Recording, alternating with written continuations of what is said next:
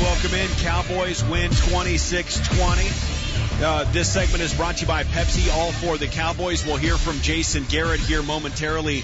Gentlemen, good evening. How you doing? As we broadcast live from AT&T Stadium in the Miller Lite Club. Jesse, Holly, how you doing? The Cowboys are 12-2. Yeah, man. You know what? It's good to be back to the winning ways. They tried to give this one away. They tried to give this football game away today, but they came out on top. I think we can lay to bed the Dak Prescott losing his job from here on out. I think he was amazing. I thought today coming to the game, either you sink or you swim. And he came in today and he played well. He had over 250 yards passing. He had one of his normal Dak Prescott's late drives and got this team in a position to win. Now, I will say this. Bring it. The coaching staff today was a thumbs down for me. There was a ton of questionable calls offensively where I just didn't understand it. Before Zeke Elliott had that big run late in the game, he only touched the ball 6 times. 6 times in the second half. That can't happen in a football game. You got to get Lucky involved, man. Yeah, I can care less about Lucky being involved in any type of offensive. He must be awesome. Category. They were unlucky tonight that when they tried to get cute, it really blew up in their face, and it drives home the point. This team, especially offensively, you don't have to be cute. You don't have to draw up some sort of misdirection or trickery to get yards. You can line up, be a bully. Let those big dogs just go at whoever's in front of them and impose your will on that defense. And I think sometimes they feel as if they have to get cute and misdirection and do things in the opposite direction. Line up and go straight at those guys every single down and make them quit. No, I hear you. And speaking of defense, a tip of the cap to the Cowboys defense tonight because they were great. Held Tampa to 276 yards. Time of possession just 23 minutes and 56 seconds. Winston was under 50% completion. No 100-yard receiver or rusher. But more importantly, just in the flow of the game, the Buccaneers scored 2 touchdowns to open up the third quarter in 8 minutes of game time, and the Cowboys hold them from there, including 2 possessions in the final 4 minutes where Tampa got nothing going. Yeah, this was a roller coaster game. I think emotionally you're thinking, boy, 17-3, it's going to be a nice, easy win like it has earlier in the year, and then you get down 20-17, I believe, if I have the score right at that point, and at that point, I'm thinking the Cowboys are going to have to get over 30 points to win this game because at this point now, Jameis Winston's hitting guys 12 yards, 15 yards, 18 yards down the field. They're not just like 3 yards, 4 yards, 6 yards first down. It was big chunks at a time, and I'm like, dang, this is going to have to be a game where you score a lot of points. And all of a sudden, the defense came back and shut them down, and it was good pass rush. Yeah. And there was no Eric Flowers out there that you could say, well, I mean, he can't block a human being in the NFL. I mean, These were guys that at least going into it that you didn't know that they had a huge weak link up front. Yeah, and Jameis Winston was, tearing you apart, getting good production in the first part of the second half. It looked like they made all the adjustments, but if we want to criticize the Cowboys coaching staff on one hand for getting too cute, I'm not sure what they did midway through the third quarter, but the combination of them making the right calls and the Cowboys defense rallying was huge there for that final 20 minutes of game time. No, they simplified it. They went back to what they did best. They just lined up and ran at you. They gave the ball to Zeke. They allowed him to do what he had to do. They didn't get cute. Well, they got cute in that one drive on the 3rd down and 2 when they tried to do the pitch right. No, the sit Lucky Whitehead in motion and try to play action off of him. But for the most part, they just lined up and went at you with Zeke Elliott. This was a weird game because it was so much like the first 2 months in that they really got clicking. They had a big, long drive. They were dominating. But it was also like the last 2 games in that they were shooting themselves in the foot with penalties. Yeah, when you look at the game at halftime, they never really stopped the Cowboys. Melee stopped the first drive. I'm drawing a blank. On the second drive, there was a hold. Is Doug free? Yeah. He stops the second drive, and then you have still 17 points on the board. And then to end the half, you should have had at least 3 points on the board, and I think it was a Ron Leary penalty. I'm not positive. And then a sack after that caused that drive to stop. So sometimes I think when you play a good defense and you make mistakes, especially penalties, I'll give Tampa a little bit of credit there because good defenses can make you have penalties, but it was a lot of the Dallas Cowboys stopping their own drives. I almost feel like they could have had 40 on the board if they would have just played a clean game with the penalties. Cowboys win 26-20. We're broadcasting live at the Miller Lite Club. A sizable crowd has joined us. We're waiting for the Jason Garrett press conference, and it might be a mob and not a congratulatory fan club if things had gone differently. 4th and 1 at the Tampa 15, late fourth quarter, up 3, deciding to kick the field goal. I thought it was a bad decision for a lot of reasons. What do you guys think about it? Yeah, for me, I just want you to be aggressive. Go ahead and be aggressive with what you're going to do. Again, I keep saying the same thing. Line up and just impose your will on the other team. I thought that was Jason Garrett kind of going back to his old ways. The conservative Jason Garrett, take the points. But it worked out for him this time. But again, that's the part that scares me about this team heading to the playoffs. Those type of things happening, when you have this many penalties and you give up this many opportunities to another team, good teams in the playoffs will make you pay in those type of situations. Jesse, when you need a first down and you're going to run the ball, we're going to run the ball. Tampa knows it. We know it as fans. Everybody knows it. It's fine. It doesn't matter that they know you're going to run the ball. Why run outside on Doug Free's side where he now has to get in space and go find a smaller guy? Because he's the guy who pretty much missed, and that's not what he does well.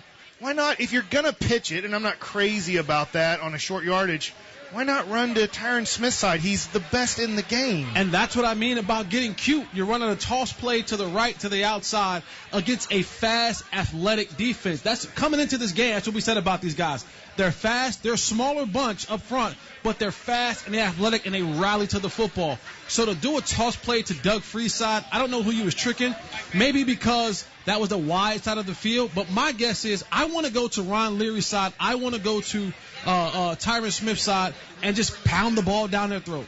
I thought it was really, really dangerous. You go up 6, and now if the Buccaneers do start rolling and they have decisions to make, they aren't going to be happy and settle for a field goal thinking we got overtime. They got to go for 7, and I think psychologically there are so many worst-case scenarios that you draw into play by going up 6 at that point. Did you want to go for it? Yeah, I wanted to go for it. I was okay with the field goal. Were you? Yeah. Maybe Jason knew that his defense could handle him, and I don't know where he could gather that. Well, here he is. Maybe he'll talk about it. Here he is, Jason Garrett at the podium, ladies and gentlemen. Great, congratulations, Jason. How are you, guys? Great. Congratulations, and talk about the ability to come back after you fell behind there in the second half. Yeah, it was an important week. One of the words we talked about right from the outset of this week is response. How are we going to respond? And our guys did a great job responding with our work during the week to prepare for this ball game, and we came out and we did a good job early on in the ball game to get a lead. And then they started throwing the ball a lot early on in the second half, and they went ahead. And again, that word response came back to the forefront. And our guys are mentally tough. They understand that it's a 60-minute game. They understand that they need to handle success. They need to handle adversity. I thought we did a good job within the units. I thought we did a good job across the units, picking each other up. When something went wrong for one group, the other group went out there, made a stop, made a play, did something to make a difference in the ball game. And I thought the fight was all over the field tonight. I just thought we battled, scratched, clawed throughout, and certainly did enough to win the game. What were your thoughts on Dak tonight? I thought it was pretty darn good. I think he had 4 incompletions. Was he 32 for 36 in the game? So clearly he was seeing things well. He threw the ball well, made a lot of really good decisions, a lot of really good throws. I thought we did a good job moving the ball. And, I think 3 or 4 times we got down into that fringe area, that high red zone, and we had penalties that really just got us behind the chains. And, obviously we have to address that. We can't have those things. But that certainly was a big factor in the game. Touchdown opportunities turned into field goals.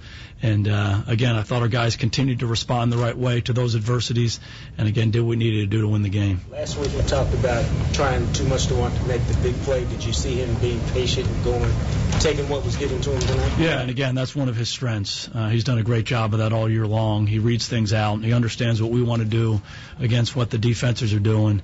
And and he throws the ball to the right guy. And, it wasn't perfect tonight. We'll go back and watch the tape.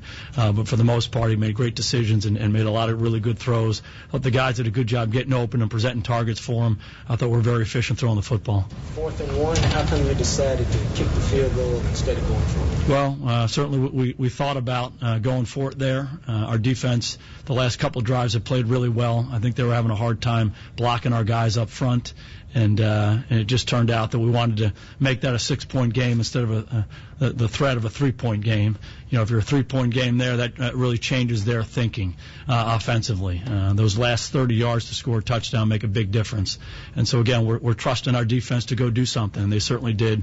They rose up in that situation, and the guys up front were outstanding. I thought the coverage on the back end as the game wore on, after they had those 2 good drives coming out in the second half, I thought the coverage and the rush was really good, slowing them down. As we ask, can you talk about the trust you had in that defense, the way they played the whole fourth quarter? Yeah, Irving. Again, the response, because they had 2 good drives, Tampa did, coming out in the second half. And our guys just responded. And it starts with the guys up front. David Irving really looked like he showed up in the game. But they have some big-time players. 13's a big-time player for them. He's a challenging guy to cover. They move him all over the place, and they give him opportunities. And we did a good job as that game wore on, corralling him, getting around the quarterback, and making his environment that much more challenging. So it starts up front, but the coverage on the back end was awfully good. As he's done all season long, Cole Beasley, clutch plays again tonight. Yeah, Bees is one of those guys that just shows up, and he shows up at critical moments, does a great job converting the third downs for us. But again, I think everybody was involved with it. Dez had a big night catching the ball. Witt was reliable again and again and again, allowed us to move the football. Obviously, 21's a big-time player. And, good things happen when you give him the football. He gets stronger as the game goes on. So all of that stuff working together allowed us to be efficient. And again, minus those penalties as we got into the fringe area, those are the things that were stopping us. So we certainly got to clean that up going forward. What do you think about Zeke Elliott's touchdown celebration, hopping into the salvation? Well, he shouldn't have done it. I thought it was creative, but he shouldn't have done it.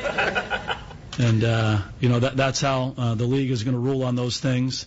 And, you have to understand what's legal and what's not legal. You can jump into the stands in Green Bay, but you can't jump into a Salvation Army bucket in Dallas. You got to be careful about snow angels, all these different things that we do. So we have to be more mindful of that. I got to coach that better. Beyond that, though, he didn't do anything else wrong tonight, did he? He's a really good football player, and he demonstrates that week in and week out. And the obvious things are how well he runs the football. Obviously, he controlled the game for us in so many ways. I think he rushed for probably 6 or 7 yards an attempt. Got stronger as the game went on, but, his protection was good, too. Saw him make a couple good blocks in protection. So he's a complete player. He takes great pride in being a complete player. So he certainly makes a difference for us. What did McFadden bring for you? Just great to see him back out there. Had been a good player for us last year, and then he had the injury, and he's worked really hard to come back. And we had the 1 short yardage run that we gave him. He was in on special teams a little bit, and he's just a good football player. Great job on third down conversions tonight, Jason. Well, better. And that's one of the best things we've done for most of the year. The last couple of weeks haven't been good, but I think we're in more manageable third downs. I think if you go back and look at that, we made some more first downs on first and second down, and then we got ourselves in more makeable situations when we got to third down. And again, the protection, the decision-making, the throws and the catches typically were pretty strong. Dak's ability to bounce back, certainly the numbers were pretty good tonight. Starting out 10 for 10. Yeah, again, he's someone that's handled every situation that he's come across since he's been with us really, really well. He's handled success really well. He's handled adversity. Adversity is within games, adversity from week to week. He's just the same guy. He's got a great demeanor. The guys follow him. He's a natural leader. And then he executed. He did what he needed to do to play well and play at a high level for us. And again, everybody responded around him. So you didn't think about replacing him tonight? You had that question last week. No, we weren't going to replace him tonight. Thanks, guys. You guys good? All right. Merry Christmas. Merry Christmas. Why does Ed work? There he is, Jason Garrett, as the Cowboys win 26-20 here against Tampa this evening to improve to 12-2 on the year.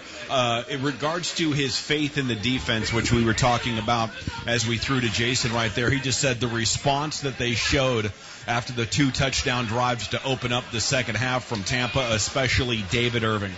That's what gave him faith to not go for the 4th and 1, but to kick the field goal and to go up 26-20. It's Gavin Dawson, Jesse Holley, and Mike Bassick. We'll take your phone calls at 877-881-1053.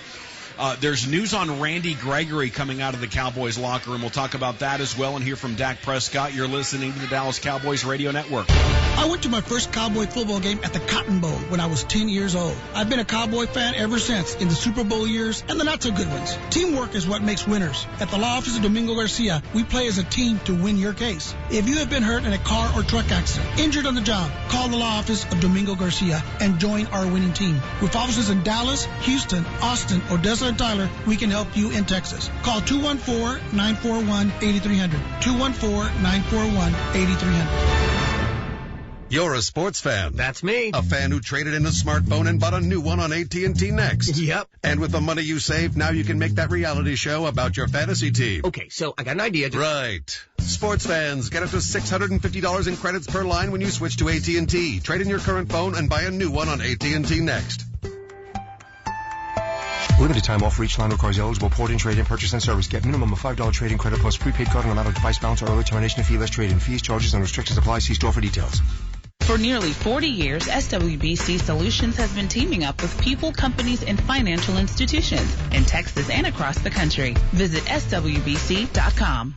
When an injury keeps you from being active, you want one place that has the expertise to care for all your orthopedic needs. As the largest not-for-profit healthcare system in Texas, Baylor Scott & White Health is ready to care for you as a whole person. From athletic injuries to arthritis, you'll get personalized care from orthopedic specialists. So no matter where life finds you, today or in years to come, trust that we'll be there to care for you. To find a physician, visit BaylorScottandWhite.com. Here in Dallas, fans know what it means to be great, so they pack the stands to show their team some love. Some decorate with their team colors. Honey, I painted the house. Nice, huh? Honey. And others would travel any distance for their team. So American flies to the most international destinations, including 5 cities in Asia, just in case they ever expand the league to, say, Hong Kong. Translation, go Cowboys. The world's greatest flyers fly American, official airline of the Dallas Cowboys. The Dallas Cowboys Pepsi postgame show continues. Brought to you by AT&T, mobilizing your world. Pepsi, all for the Cowboys. Caliber Collision, restoring the rhythm of your life. Geico, 15 minutes could save you 15% or more on car insurance. John Deere, integrity, quality, commitment, and innovation. Raising Cane's chicken fingers, one love. The University of North Texas. Discover why UNT is the university for you at unt.edu. And by Miller Lite, the only beer of the Dallas Cowboys. Snap is back, quarterback draw, walk the ball. Prescott up the middle, touchdown Cowboys. Now that's a nice call. There's a 6 of the Cowboys' 26 points tonight. They beat Tampa 26-20 and improved to 12-2 on the year. It's Gavin Dawson, Jesse Holley, and Mike Bassick here. And we're standing by for the Dak Prescott press conference. We'll hear from him as he was just awesome tonight, putting to bed any concerns that maybe he'd hit the rookie wall or something. Yeah, and if, like we've said before, if there were lack of penalties, he would have had an awesome game. There's nothing he can do when he hits Lance Dunbar for a touchdown, and they call a questionable holding, which Jason Garrett was really upset about, by the way, on Smith. Yeah. I think what was great is just Dak wasn't missing. He nearly set a Cowboys record for passer rating in the second half. He didn't miss any of his throws. I think it was 8 of 8 in the second half. I mean, there was just a number of things he did tonight that were just spectacular and reminded you of the Dak that vaulted him into this category. Also, cool under pressure. His last snap, obviously, they run Lucky Whitehead in motion. They kind of fake it to him. I'm thinking they wanted Zeke on the backside. He's not there, and he scrambles a little bit and realizes, I'm not going to get the first down with my legs. I'm not supposed to throw it away here. I'm just going to give myself up and make them use their last timeout. And I think with young guys, I'll say this, on the other side, I don't think Jameis Winston is cool enough to make that decision. I think he's going to fumble the ball or throw it 80 yards down the field and hope for the best. Jameis Winston headbutted a dude. Yes. Hey, he's not that smart. No. He's not that smart. Well, you do have to be kind of smart to be a quarterback in the NFL, right? Yeah, not headbutting dudes. All right.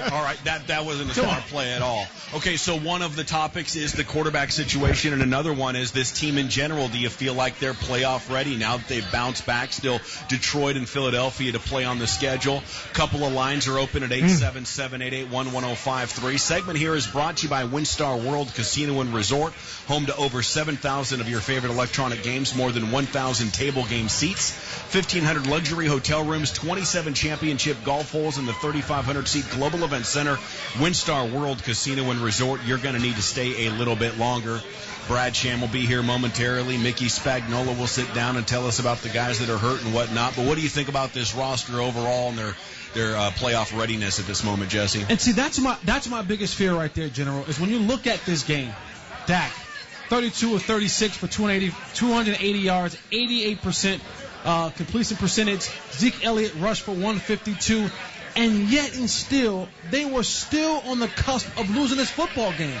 As good as the quarterback played, they did everything right. They owned the time of possession. They had a good third down day. They won the turnover battle. But at the end of the football game, they were still in a position where if one or two plays go against them, they could have lost this football game. And to me, that's what scares me going into the playoffs, is that a team that has played this well today, again, 280 yards from your quarterback, two touchdowns, Zeke running for $150, time possession, third down, total yardage, everything is in their favor, but yet and still at the toughest juncture of the game, they almost lose the football game. And when you go into the playoffs, I want my team to be more dominant. I want my team to look more ready. I don't want my team to have all the stats in the game be hinging on the possibility of them losing. That's the only part that frightens me or has me a little bit cautious about this Cowboys football team. It's weird because since Week 10, Tampa Bay has been the best defense in the NFL, and it's not even close, and they tore them apart. Now, they made some coaching mistakes in certain plays, and then they made penalties. They could have had a lot of points, so it's really weird. I feel like you can't have that kind of game in the playoffs, Mike. When you go up against, but that's a playoff team, right? It's a playoff team by record, but I'm talking about you can't go up against Aaron Rodgers. You can't go up against a Seattle Seahawks team. You can't go up against a scoring offense like the Falcons. That type of team right there, they'll make you pay for those mistakes. While other teams guys like Jameis Winston maybe can't right now, those other guys, they'll make you pay in the long run. There's part of me, though, that and I hear what you're saying, because I agree with those points, but then I also see David Irving making huge plays, pressure on the quarterback the last two games, big stops by the defense. They got Dez involved early. Zeke had his big plays, but then it does go back to yours. It's like there's this yin and yang to this game where I feel great about certain aspects of it, and I'm like, yes, one more win, wrap up the bye and the home field. It's really weird because you've wrapped up, not the Cowboys, the NFC East has wrapped up a bye. The NFC East will get a bye. It's just a matter of will the Cowboys get the bye or will the Giants get the bye with the win tonight. But I feel pretty good about this team. I love the way Dak played. And I feel good as long as they start the playoffs in the second round at home. Yeah, and to that point, I think playing clean and not having so many penalties was such a huge part of the equation early. Right. And now I'm happy that these last two mean something. At least the next one means something because there's still plenty to teach from this win, right? If you're Jason Garrett, you show all those plays that turned touchdown drives into missed field goal drives or whatever it was, and you have a lot of teaching moments going on right now with this team, and I know it's in them. I know it's in them to execute at that level. And that's the frustrating part because we've seen it. We've seen this team do it. We know that it's in them, but for the last couple weeks, for some reason, it just hasn't come out clean. And when you're nearing the playoffs, you want to be clicking on somewhat all cylinders, especially when you go in as the favorite. Yeah. What's your goal for penalties as a team generally? What do they say? Because tonight they had 8 for 91. That's too many. That's almost 100 yards in penalties. That's Oakland Raiders Think about that. That's 100 yards in penalties. You can't have 100 yards. You want to have 0. You really. And the thing that kills coaches, a coach can understand, you know what, every now and again we're going to get a holding play. You know what I'm saying? But when you have repeat holding plays, when you have pre-snap penalties, when you have penalties that are mental mistakes, more so as physical mistakes, that drives the coaches crazy because you're saying, listen, you know the snap count. Why are you jumping? Right? You know what I'm saying? So sometimes in the course of the game, when you got two grown men, physical beasts going at each other, you're going to have a penalty. But you can't have 90-something yards worth of penalties in a football game. That's far too many penalties. It's weird that Tyron Smith leads the team in those. I guess he's facing the quickest and toughest guys. Yeah, but hey, listen. Too much is given and much is required. I feel like, and look, it's going to be called this way. He's so freaking strong. I feel like guys are doing NBA flops on him. I know that's not fair. Hey, a penalty's a penalty. The ref calls it. But I feel like sometimes when he's a little out of position or it looks like a guy has beaten him a little bit, he can arm bar the guy and just put his arm out and the guy flops to the ground. Maybe he's strong enough that the guys really do. It looks like a WWE move and the guy just, does get clotheslined. But that is a penalty, as Jesse has said. That ref's just scanning and he sees something that looks very holdable. All right, other reasons it wasn't as dominant of a win as it could have been. The Cowboys win 26-20, did a ton of stuff right, but there was a little shooting of themselves in the foot. The Jason Witten late fumble, his first lost fumble since 2010. Yeah. The year they went 1-7 and then rallied 5-3 in the second half with Jason Witten as the head coach coming in for Wade Phillips. My bad. Jason Garrett as the head coach. But yeah, it was a positive night for Jason Witten as well. He had a couple of catches and passes Terrell Owens to move into 7th place all-time by himself on the NFL receptions list. I was surprised. I didn't know he was that high up. I know tight ends, I know he's top 5, and obviously I think he's top 3 or whatever, maybe even higher than that. I just don't keep track of NFL stats, like lifetime stats, unless it's Emmett breaking a rushing record or something. When I saw that stat, I was like, oh my gosh, he's now 7th all-time? Yeah, that's cool to sit around and think about all those big names, and he's about to pass another one. I think he's like 12 catches away or so from Tim Brown, maybe 14 catches from Tim Brown. So we'll probably do this again sometime early next season or maybe at some point in the postseason. No, postseason. And hopefully, I know I don't want to get too far ahead of ourselves, but hopefully the game after Christmas, Monday night, the Cowboys come out, play a little bit better. They should get a win against Detroit as Detroit struggled against New York. That's a real defense, by the way. New York shut down Detroit, too, and the Stafford's finger did not look that bad. He had some zip on the ball, so that's not going to be one of those games where Stafford can't throw next week. But you win that one, and then you can a guy like Jason Witten not have to risk too much in that Philly game. All right, it's Gavin Dawson, Jesse Hawley, and Mike Bassick. We're going to hear from Dak Prescott any second now. He'll be on his way to the podium. Let's pause 10 seconds for station identification on the Dallas Cowboys Radio Network. This is the exclusive home of Dallas Cowboys football. KRLD FM and HD1, Dallas, Fort Worth. Let's go, Cowboys. We have time to start with your phone calls at 877-881-1053. And apologies if we have to interrupt you, because if Dak takes the podium, we'll go directly to him. But let's start here at the top with Chip in New Mexico.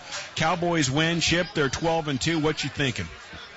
Well, here's the thing that scares me, guys, going into the playoffs. What scares me, first of all, is Scott Linehan. This team gets into a flow, and then he calls some weird play that screws everything up, and then the penalties. And if they give a game ball out tonight, if David Irving doesn't get the game ball, then they need to quit doing it.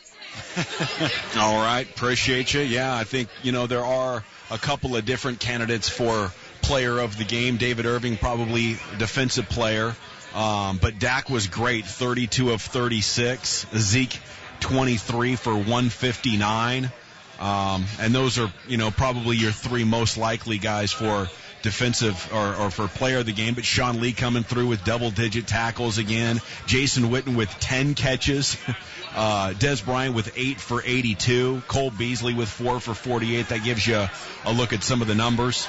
Byron Jones had his first interception of the season, and he also had 7 tackles on the night. A lot of good players in tonight's game, a 26-20 victory. It is weird. I want to go to the Scott Linehan take real quick, and that is sometimes keep it simple, stupid.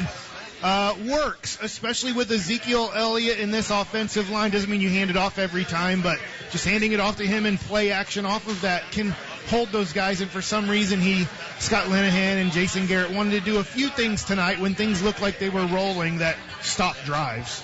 Is it possible at all?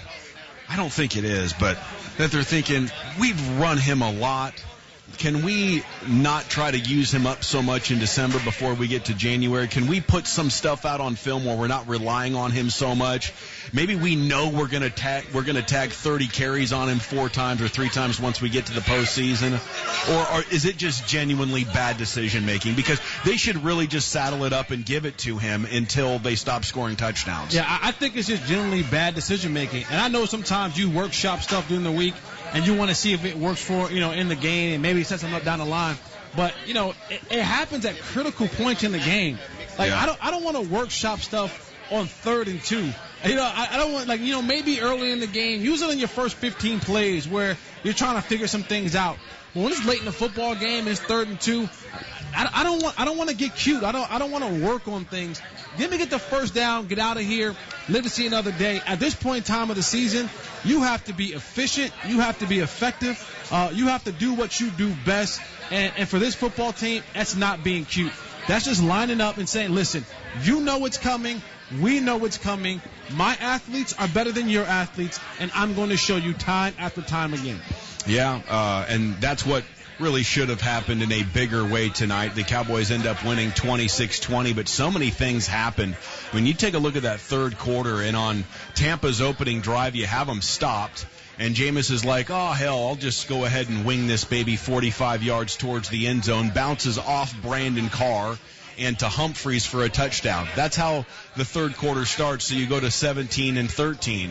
And immediately after that, the Cowboys on 3rd and 2 have a trick play. Zeke to Lucky, and the exchange on the reverse was botched. On 3rd and 2, yeah. How do you even think this might be a good idea? McFadden, Dak, or Zeke, either one will work. What are they trying to do there? Think they're going to score a touchdown? I have no clue, and I'm pretty sure it upset the offensive linemen because they're saying, listen, it's 3rd and 2.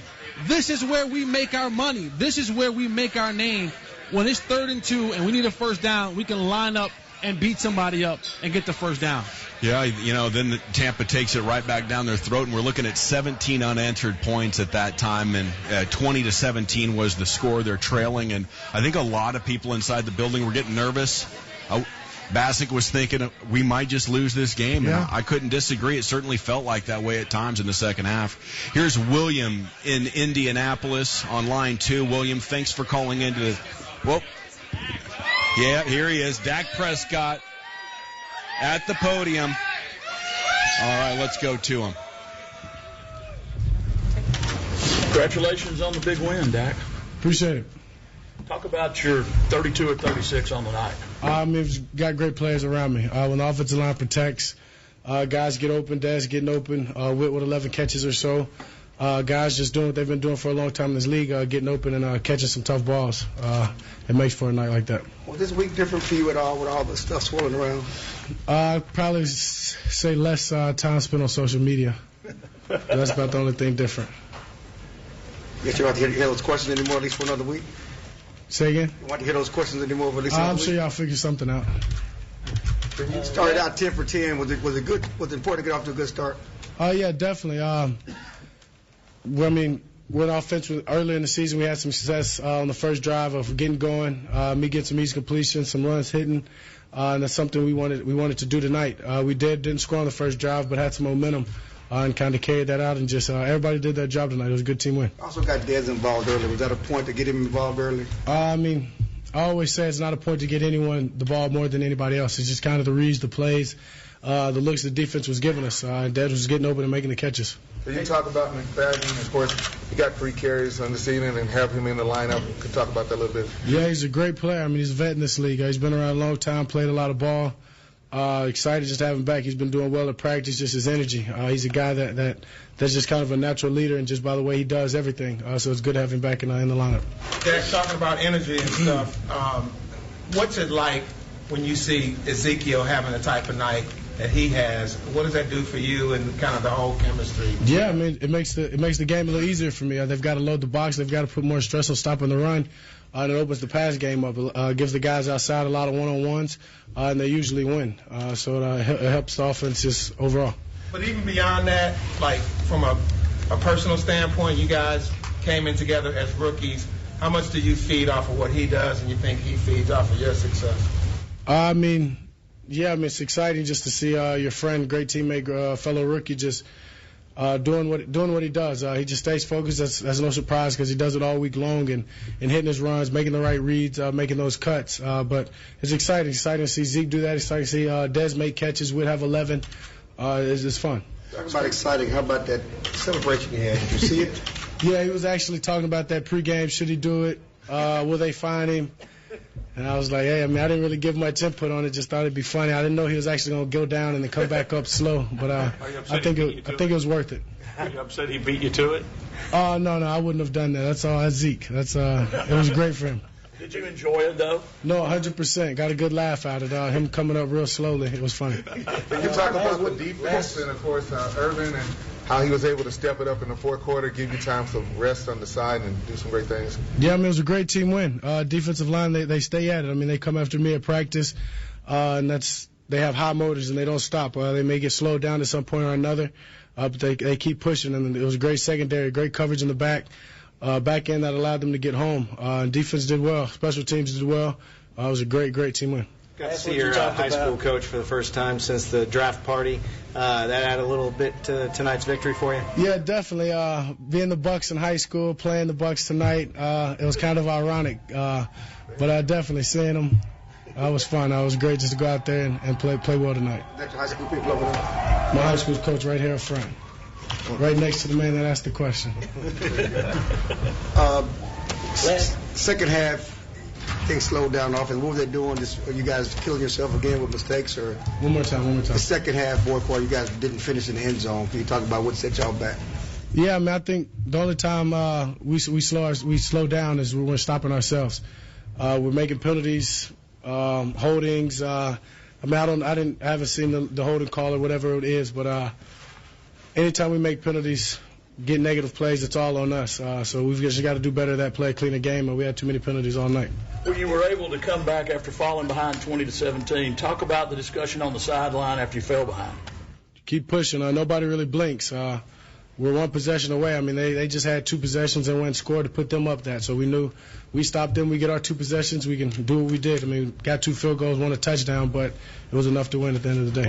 What was your conversation with Jason when determining whether to go for it on 4th and 1 when you guys settled for the field goal?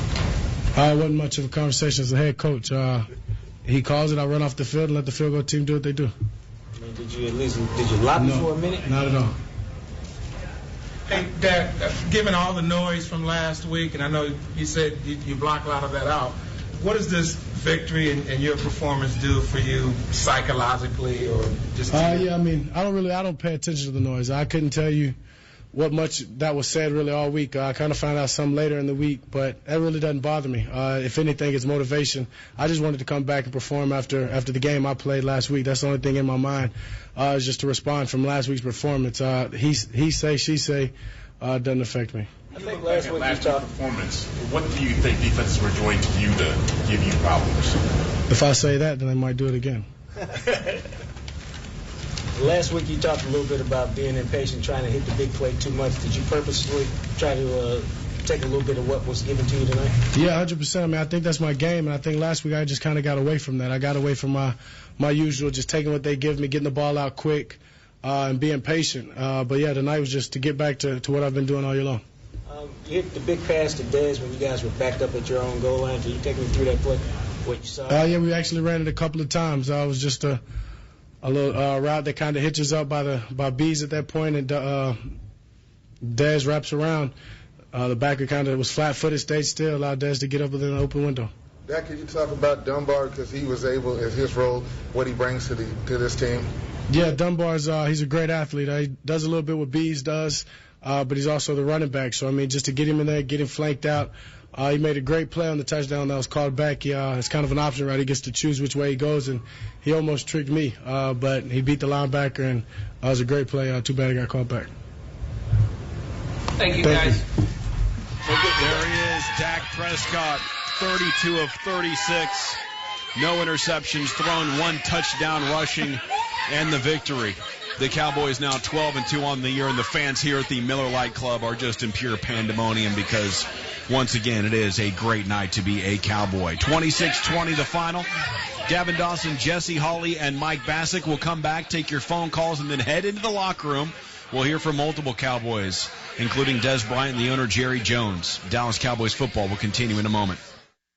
The holiday season is upon us, and you're likely searching for the best deals on the finest wines, the coolest beer, and the smoothest liquor. No matter what you celebrate next, be sure to stop by your neighborhood goody-goody. With low prices and incredible selection, our beverage specialist can help you find the right drink for any occasion. Goody-goody.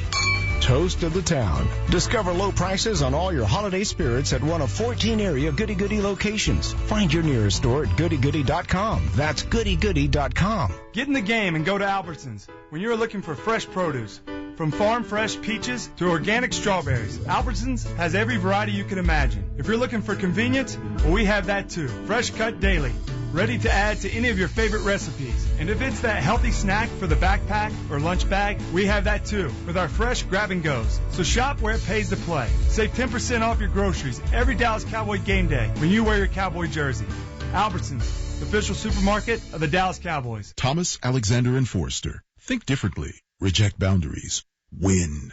Thomas, Alexander, and Forster. Fear the TAF. Visit fearthetaf.com. When you need help for yourself, your business, or a financial institution, financial services can be a complicated game. You need a team you can trust. Through 40 years in the game, SWBC has coached individuals, businesses, and financial institutions. SWBC provides insurance, mortgages, and more, and assists businesses with employee benefits, insurance, and payroll. Pass the ball to SWBC and let them create a winning game plan for your financial needs. Call 866-923-6403 or visit SWBC.com. Tom Patterson here, founder and CEO of Tommy John, the 21st century men's underwear brand that makes wedgies impossible by combining patented, breathable fabrics with truly innovative design for what can only be described as the perfect fit. And they're backed by our best pair you'll ever wear or it's free guarantee. Tommy John, no adjustment needed. Experience life-changing comfort with Tommy John men's underwear. Proud partner of the Dallas Cowboys. Save 20% on your first order with code COWBOYS at TommyJohn.com now. I'm traveling a lot. Always have a craving for Whataburger. I had to make a connection in Houston. Had about an hour. Whataburger just opened at Terminal B. Boom. I need to have a patty melt. The creamy pepper sauce, Monterey Jack cheese, bread's toasted. Grabbed my patty melt, started rushing it back. By the time I got there, the lady was just closing the door. She sees my bag. She goes, "Sorry, but if you give me your Whataburger, I'll let you on the plane." And I told her, book me on to the next flight. And I was late for work, but it was worth every bite. I don't think anything tops a patty melt at Whataburger. Sean and RJ, mornings on 105.3 The Fan. Yeah, your thoughts on Dak Prescott and his response to the, quote, quarterback controversy? Well, I think he's shown that he can do what you hope that a quarterback can do, and that's come back from when he didn't play as well as he wanted to play. I think it ought to show you that he's sure not worried about anything that's being said peripherally about him. He's going to go to work and go to town, so we can quit worrying about that kind of stuff. There he is, the boss, Jerry Jones, as the Cowboys win 26-20, and his quarterback, Dak Prescott, was amazing. 32 of 36, and he found Des Bryant, 8 catches for 82 yards. So putting to bed multiple storylines and getting the win to improve to 12-2. This segment here is brought to you by Albertsons, the official supermarket of the Dallas Cowboys. It's Gavin Dawson, Jesse Hawley, and Mike Bassick. Do you think next year, if Jerry's grandson's in the state championship game, Dak will get to sit next to Jerry and watch it with him? Well, I don't know. I suppose. Or is that seat saved for Romo? Heck, if I'm Jerry, whoever's on the team that wants to come watch John Steven throw it around or make a run at the state championship, everybody's welcome. It was a huge weekend for the Jones family, and congratulations to the Highland Park Scots. Let's head into the locker room real quick, and Fish has Dez and some thoughts on the quarterback controversy that was kicked back up this week. Here we go. The quarterback controversy noise is outside the building, and the Dez noise and the Zeke noise, it's all outside the building. Yeah. How do you separate it all? They're just not listening to it. Like, think about it, man. Like, half of these people that run their damn mouths, they just stat players. They don't understand football, the philosophy of football. So you just gotta block it out. Well, I'll tell you what, this was really big, I think, for the Cowboys that Dak played so well, because not only does it calm everything down, but now you don't have to give an explanation for not playing Tony. You don't have to risk putting Tony out there and have him not play well, which could affect his trade value, or his, could get him hurt or something. So I think this is just such the ideal situation in so many ways for the Cowboys. Yeah, it's over. He had a couple rough games against two really good defenses on the road, and he comes back home against a really good defense. And I don't want to say throws a perfect game, but throws a really good game against Tampa Bay. And I think it's over now. I mean, there's no matter what happens. Well, if he gets hurt, but there's nothing at this point time-wise. So Dak's the man. Dak will probably be the man, hopefully, for the next 12 to 15 years for the Dallas Cowboys. All right, so there's something to talk about. I know you Romo believers, you don't go away quietly or easily, and I hear you, man. Romo has needed you for a decade, but at this point, at least for this season, I don't think there's anybody out there that would say this. It's still up in the air or still to be decided. I just can't imagine Dak could play poorly enough in the final two games to necessitate a change. How do you see the quarterback situation as it comes, Jesse? I was listening a lot to the pregame today. Yeah, it's over. Yeah, it's over. It's done. We can go ahead and close that casket, lower it down into the dirt, start getting your shovels, unless there's an injury. Unless there's an injury, we're done. This is a moot point. And listen, we all know where I stand in this situation, and I can tell you this is done. And he kind of shut the door on it today. Today was one of those moments where Dak had to show up and show out. And by golly, man, he did it. Wasn't it interesting? Because I'm not saying he listens to media, but some people are saying, well, he doesn't throw the ball down the field that far. And then he said, you know what I was probably doing against Minnesota and New York? Trying to throw the ball down the field too much, trying to let things develop a little bit too much instead of, there's an open guy, I'm going to throw it to him and then let him make a play. And he got back to that. He talked about that on the podium just a minute ago. And now all of a sudden 32 of 36 and a W for the Cowboys. Back to being himself, and the Cowboys benefit in a big way. 26-20 the final. 2 stops in the fourth quarter after the Bucs got the ball back and had an opportunity to win with a touchdown. The defense was awesome. Tampa got nothing going. All right, let's go back to the phones at 877-881-1053, and on line 3 there is Alex in Dallas. Thanks for calling the postgame show, Alex. Go ahead. Hey, guys, I'm actually a Highland Park Scotty myself. I played on the 04 team with Matt Stafford. But this is about the Cowboys. David Irving deserves to be in the Ring of Honor because he's got double the stats and half the plays as Greg Hardy. The Cowboys need to run more. Baba Booey, Howard Stern's Peak. All right, thanks for the call. David Irving had a very good game, and I hope he continues this because it will be needed come playoff time to get pressure on the quarterback. And that's the biggest thing is and I know everyone's calling me Negative Nancy, but David Irving can't be a flash player. You can't come out and have 3 sacks and 2 pass deflected, and now we don't hear from you or see you for the next 2 weeks. You have to be in this league, in the National Football League, the good players, the elite players, the really, really great players, they show up week in and week out. If you don't have any of those, then you get a guy like Marinelli that can inspire guys, and it can be somebody different. What I'm saying, no, but to be the good player, not just they one don't have of the any guys, of those. But you listen, in order to be that guy, I'm saying in order to get to that level, if you want to be talked about amongst those type of players, and that's what your goal is, then you have to show up with this type of performance every single week. Now, I don't know what he has to do.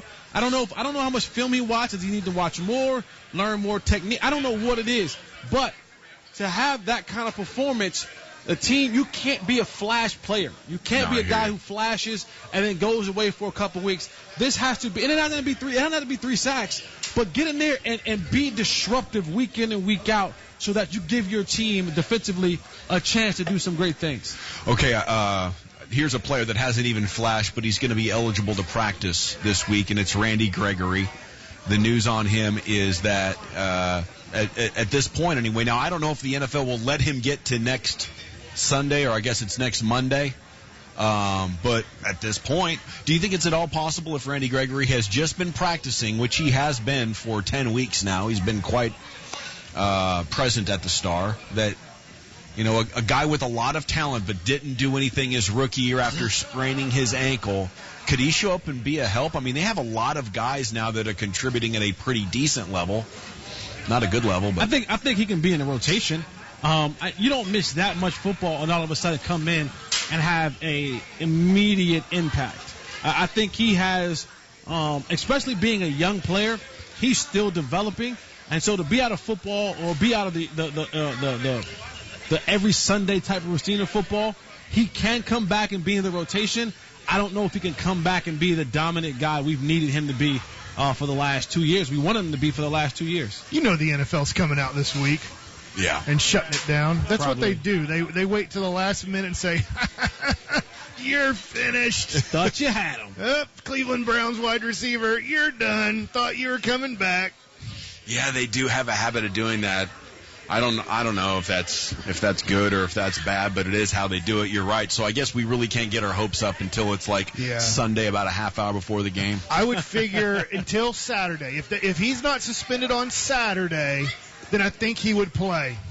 But I'm pretty sure on Monday through Wednesday they'll drop the bomb on the Cowboys. Here is line 4, Antoine in Fort Worth. You're on the Cowboys postgame show, 26-20 the final.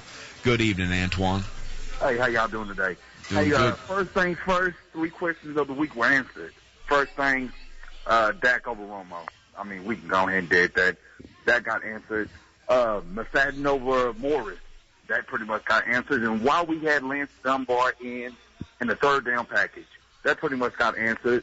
And also, I believe that throughout the whole season, Dak was scripted. I believe he was scripted the whole time. I think the last game or the last 2 games, he wasn't as scripted. And I believe they went back and they pretty much went back to the formula they had at the beginning of the season. They saw script in him, and I believe that's why he was successful. I think they let him go free the last couple games, and come to this game right here, they went back, they scripted him, and that's probably why he's probably been micromanaged. Thanks for the call, Antoine. Opens a line at 877-881-1053. That's a good question, Jesse. Do you think that they started giving Dak more freedom to see if he could handle more, and in this game they said, let's go back to what we were doing early in the year? No, I think he went back to and evaluated and said, listen, I'm trying to do some things that I'm not comfortable with. I always say any professional athlete that says he doesn't hear what the media says is a liar. And here's why. Because you heard Dak come out this week and say, yeah, you know what? I try to go down the field a lot. Well, where'd you hear that from? The media's been saying it. So any player that said they don't listen to the media, they're liars. And I think he went back to square one and said, you know what?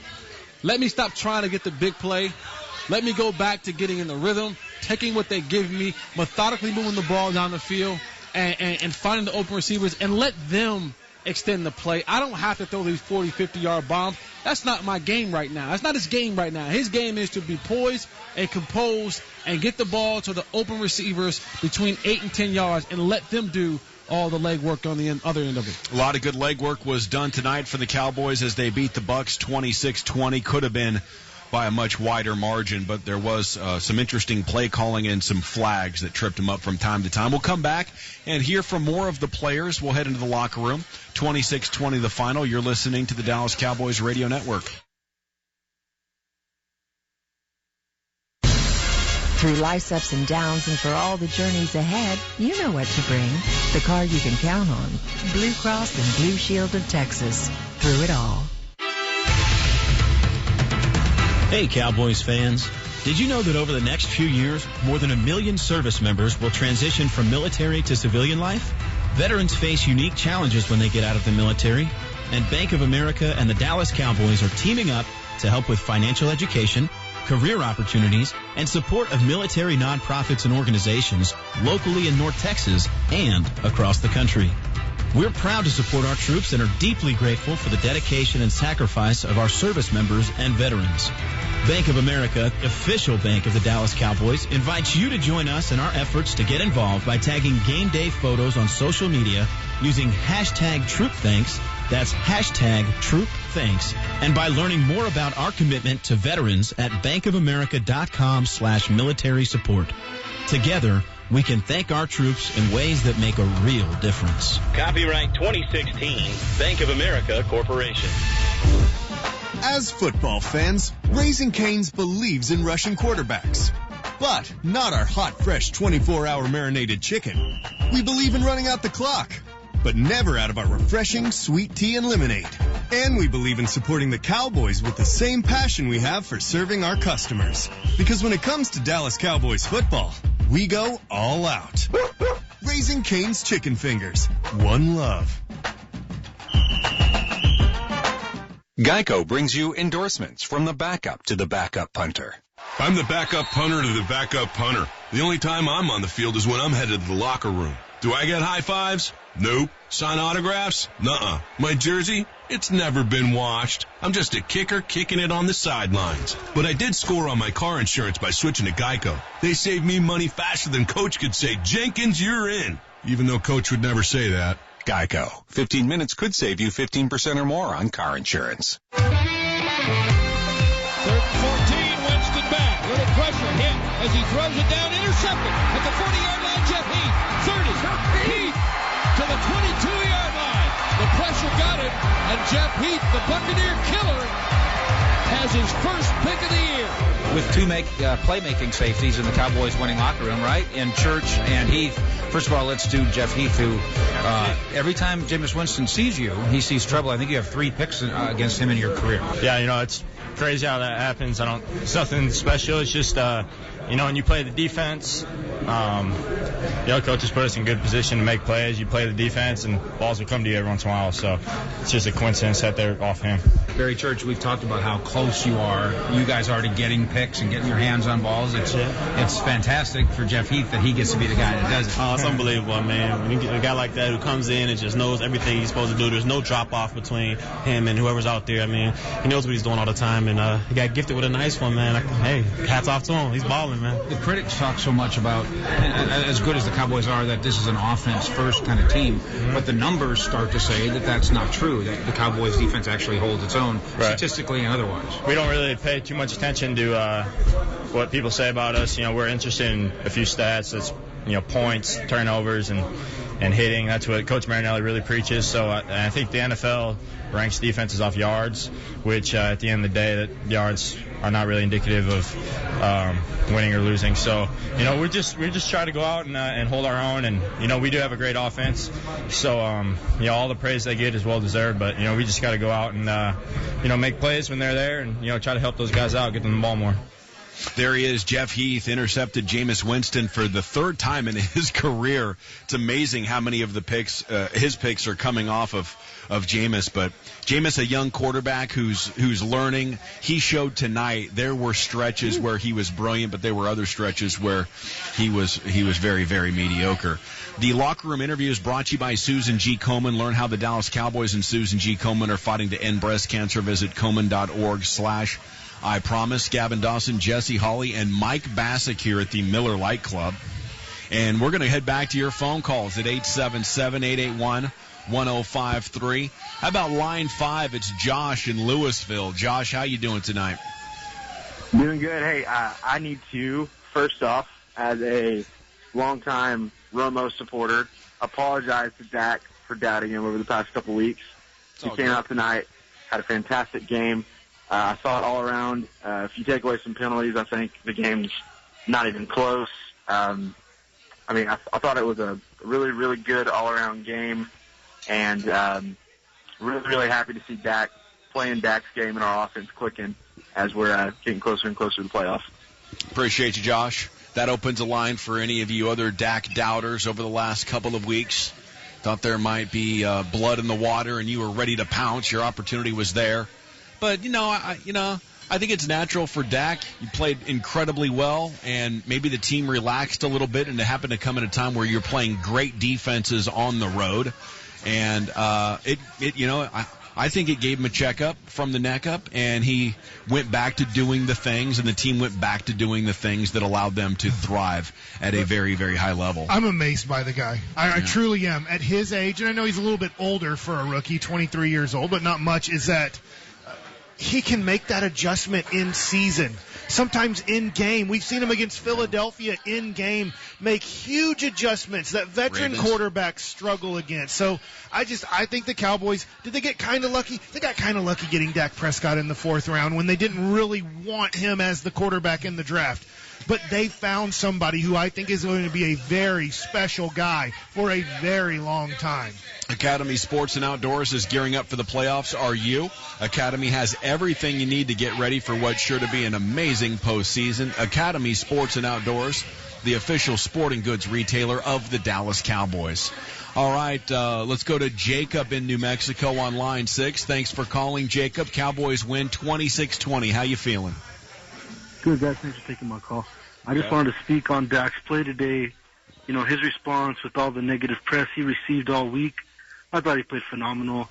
He was accurate. He was efficient and just played well. I mean, he just absolutely bounced back. I wanted to say the defense also played very well. They had the lucky touchdown pass to me, which I thought was lucky. In the end zone, they got pressure, like people have been asking them to get all year, and they played well too.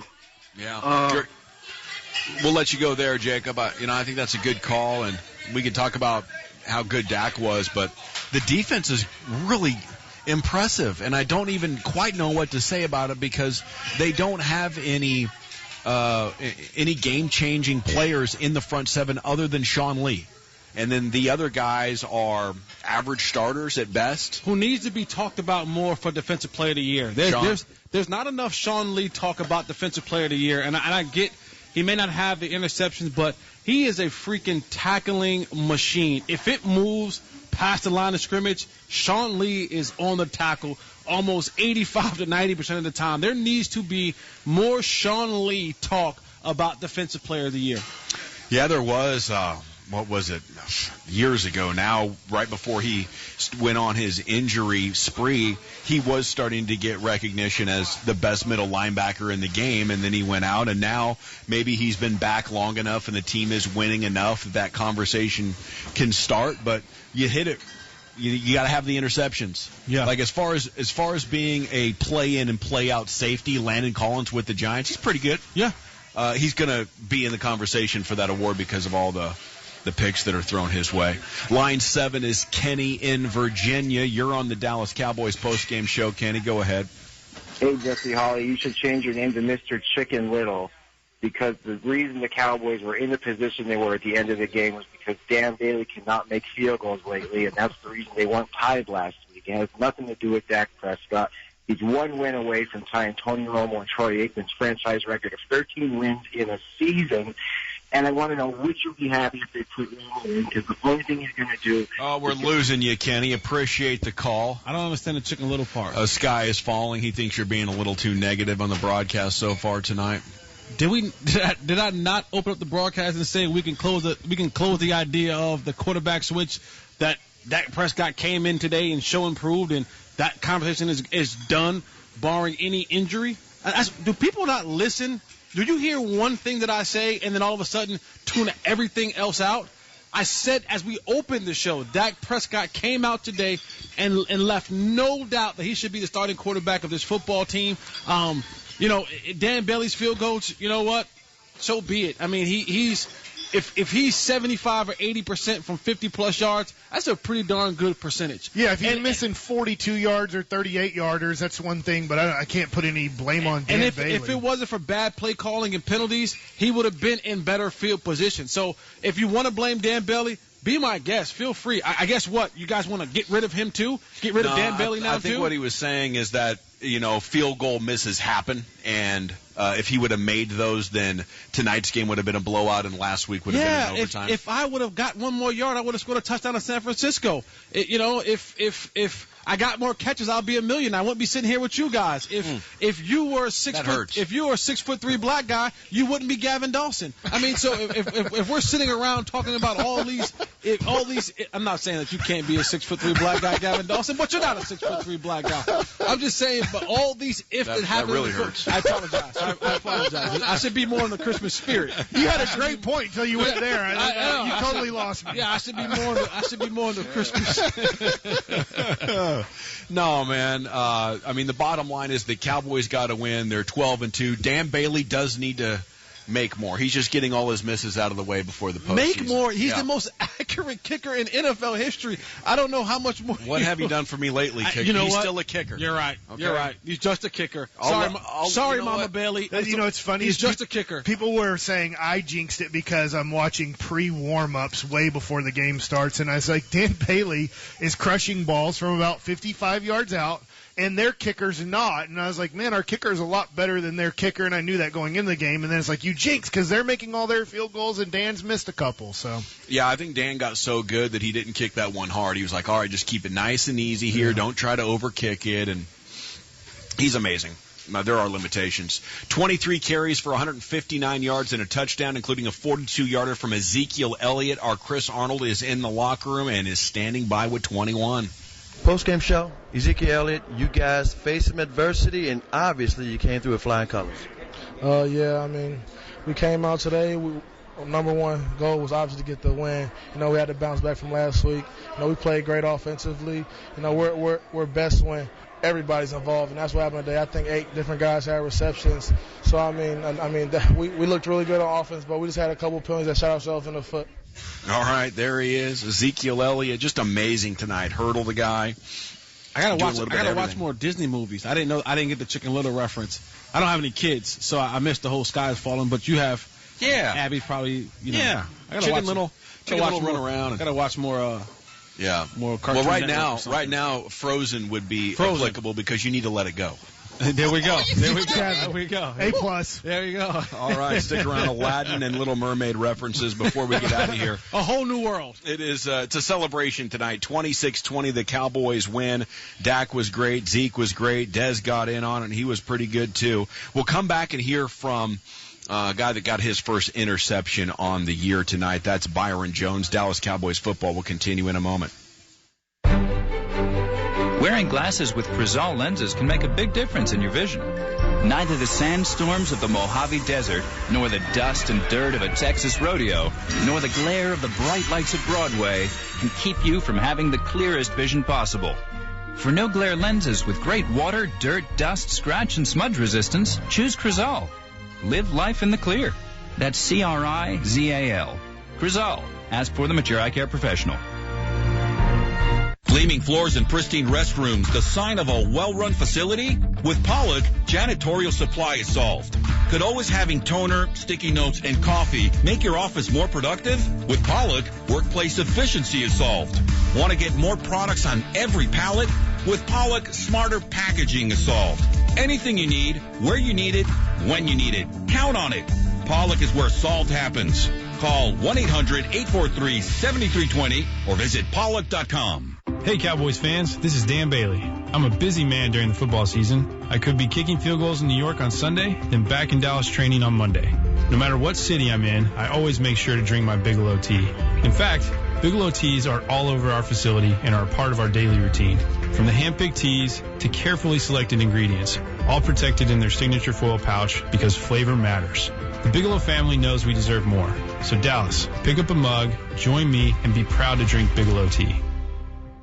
The Dallas Cowboys, America's team, home of the Hail Mary, world champions, and some of the greatest fans in the world. At MyPlakes.com, we get it. For you, Cowboys football isn't just a season, it's a way of life. So sport your true blue pride on your car or truck with a MyPlakes.com team license plate. Go to MyPlakes.com today, choose an official Dallas Cowboys plate, create your message, and save up to 40% with a personalized 5-year term commitment. How about them Cowboys? MyPlakes.com. The Omni Fort Worth Hotel is a great place to relax before and after the big game. Reserve your room for your next visit to Fort Worth. Visit omnihotels.com/Fort Worth. At Elephant Auto Insurance, we like to reward our customers with more than just peanuts. That's why we're introducing tons of discounts that just about anyone can qualify for. Discounts for responsible drivers, multi-car discounts, discounts for homeowners, discounts for renters, early shopping discounts, online quote discounts, good student discount. I could do this all day. Pay in full discounts. More care, Paperless less discounts. cost. Discounts See are the renewal. elephant difference at elephant.com. The Dallas Cowboys Pepsi postgame show continues. Brought to you by Bigelow Tea. Grab a mug and be proud to be a Bigelow Tea drinker. Ashley Home Store. Bell Nunnally. Cast a big shadow. Texaco. Texaco with Techron. Driving performance. Goody Goody. Low prices on fine wine, craft beer, and premium liquor. Goody Goody. Toast of the town. Thomas, Alexander, and Forrester Attorneys. Fear the Tap. And by Ford. Visit your local Texas Ford dealer. Ford is the best in Texas. The Jason Garrett Show, Monday morning at 8:30 on The Fan. Winston in the gun. Martin to his right. Back to throw in the red jersey. A lot of time. He's hit. He's sacked. David Irving. Irving is beastly tonight. Yeah, David Irving was great. He gets our performance of the game brought to you by Bridgestone. Their passion for performance knows no bounds. Bridgestone, the official tire of the National Football League. It seemed like every time we turned around from about halfway through the third till into the fourth quarter, every time out, David Irving was doing something to disrupt a Tampa Bay play, and the Cowboys win 26-20. They get 2 stops in the fourth quarter after going up by 6 points. The Buccaneers had 2 chances. They didn't get anything going, so defensively it was a night for the Cowboys to feel very good about, and they did a lot of good things offensively as well. Mickey Spagnola sitting down now here in the Miller Lite Club, joining us to tell us more about the game. Good evening, Mick. How you doing? Not only did he get your award, but he's also getting an IV as we speak. He probably lost about 5 to 8 pounds, I would think, and he was a tuckered-out young man, but boy, what a performance that was. That's what Rod Marinelli means when he says, empty the tank. Empty the tank. Empty the tank. Don't have any more liquids in you. But that's it right there. When a coach says empty the tank, you should be on the IV table at the end of the game, and that's what David Irving did today. He emptied the tank. 2 tackles, 2 sacks, 2 tackles for loss, a pass batted at the line of scrimmage, and 5 quarterback hits. And he got maybe the quarterback hit. He tapped Jameis's elbow, and that was the Jeff Heath interception. Right, absolutely. So, yeah, and he came in for Tyron Crawford because they were getting low on defensive linemen. Remember, Thornton didn't play. DeMarcus Lawrence didn't play. They lost Tyron Crawford in the middle of the third quarter, near the end of the third quarter.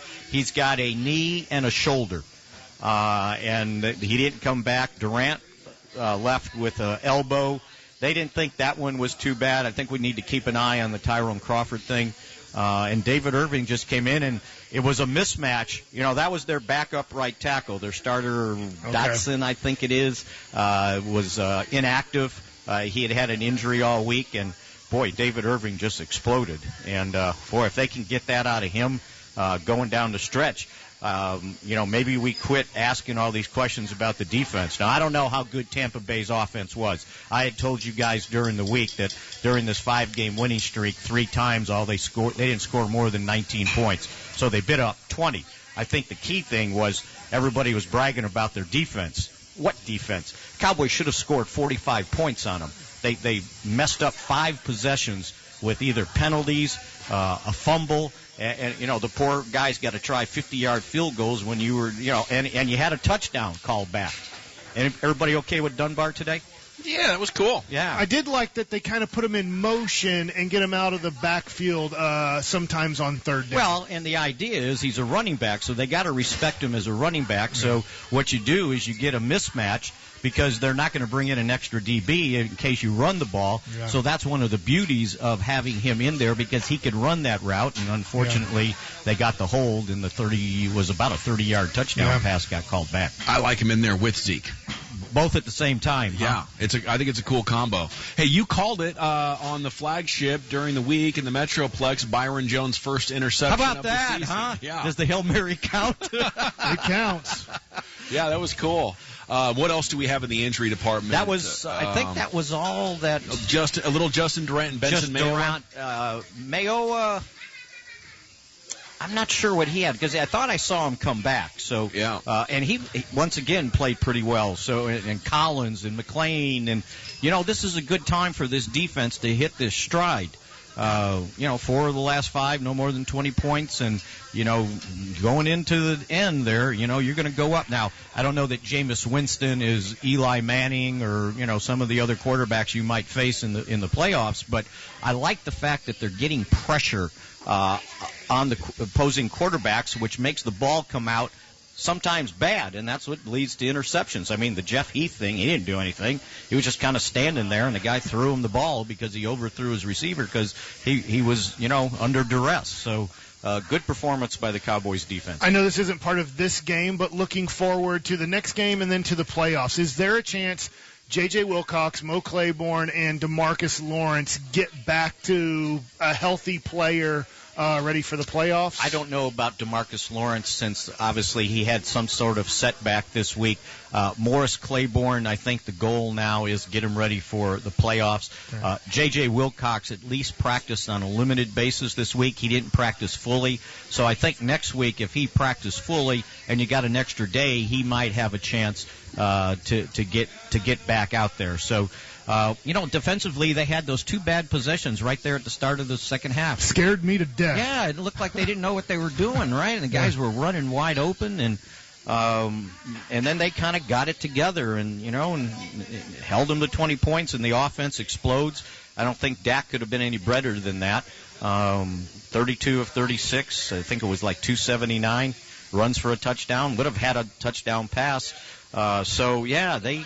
it was another one of those complete team victories that we talk about, and poor Dan Bailey that was like 3 50-yard field goals in a row if we go back to last week, right? 55, then it was 56, and then it was 52, and it's like, well, you guys are taxing this poor guy, but it was because they were having penalties to push him back, or they were dropping the ball, the fumble, and I wasn't a big fan of that jet sweep and reverse. How about that reverse? That was something else. I would have just handed to him and said, go. Yeah, it's 3rd and 2. 3rd and 2, right? You got to get fancy now. Yeah. It's kind of back-to-back possessions because they did hand it to Lucky one time. He gets caught by the hair.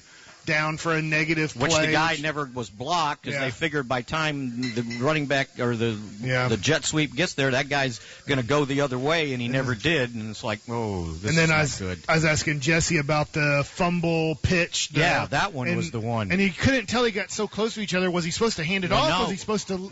I think what happened, if you go back and look at it, is Jason Witten got pushed back, and Tyron Smith was pulling, and Tyron Smith got pushed back. So the whole thing, they got a little deeper. I think they got deeper, and they got on top of each other a lot quicker than I think you were supposed to. I know because sometimes when you do a reverse play, sometimes you have the guy just kind of stick it out there, and the receiver will take it out of your hand. Right. Or sometimes it's a little soft toss. He hit him right in the chest with it. Yeah. He didn't even get his hands on it. And it's like, are you kidding me? And then the touchdown that gets called back. And I counted 5 possessions that they were in scoring position that they just wasted. So the fact you score 26 and, because I think they only really punted. You punt twice? Yeah. Because I know in the first half I said Maley and Free were the ones that stopped the first 2 from being touched. At least the first one you get no points, the second one you get 3 points. But you're like, it was Free and Maley. This should be touchdowns, right? You're driving. So, I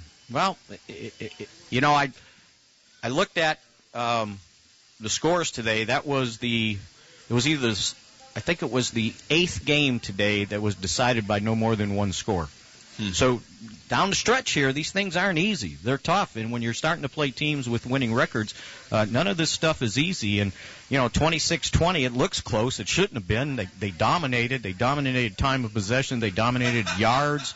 Got 4 takeaways. This team got 4 takeaways, and I think they ended up with 3 sacks. I lost count, but maybe it was 4 sacks because Irving had 2. So.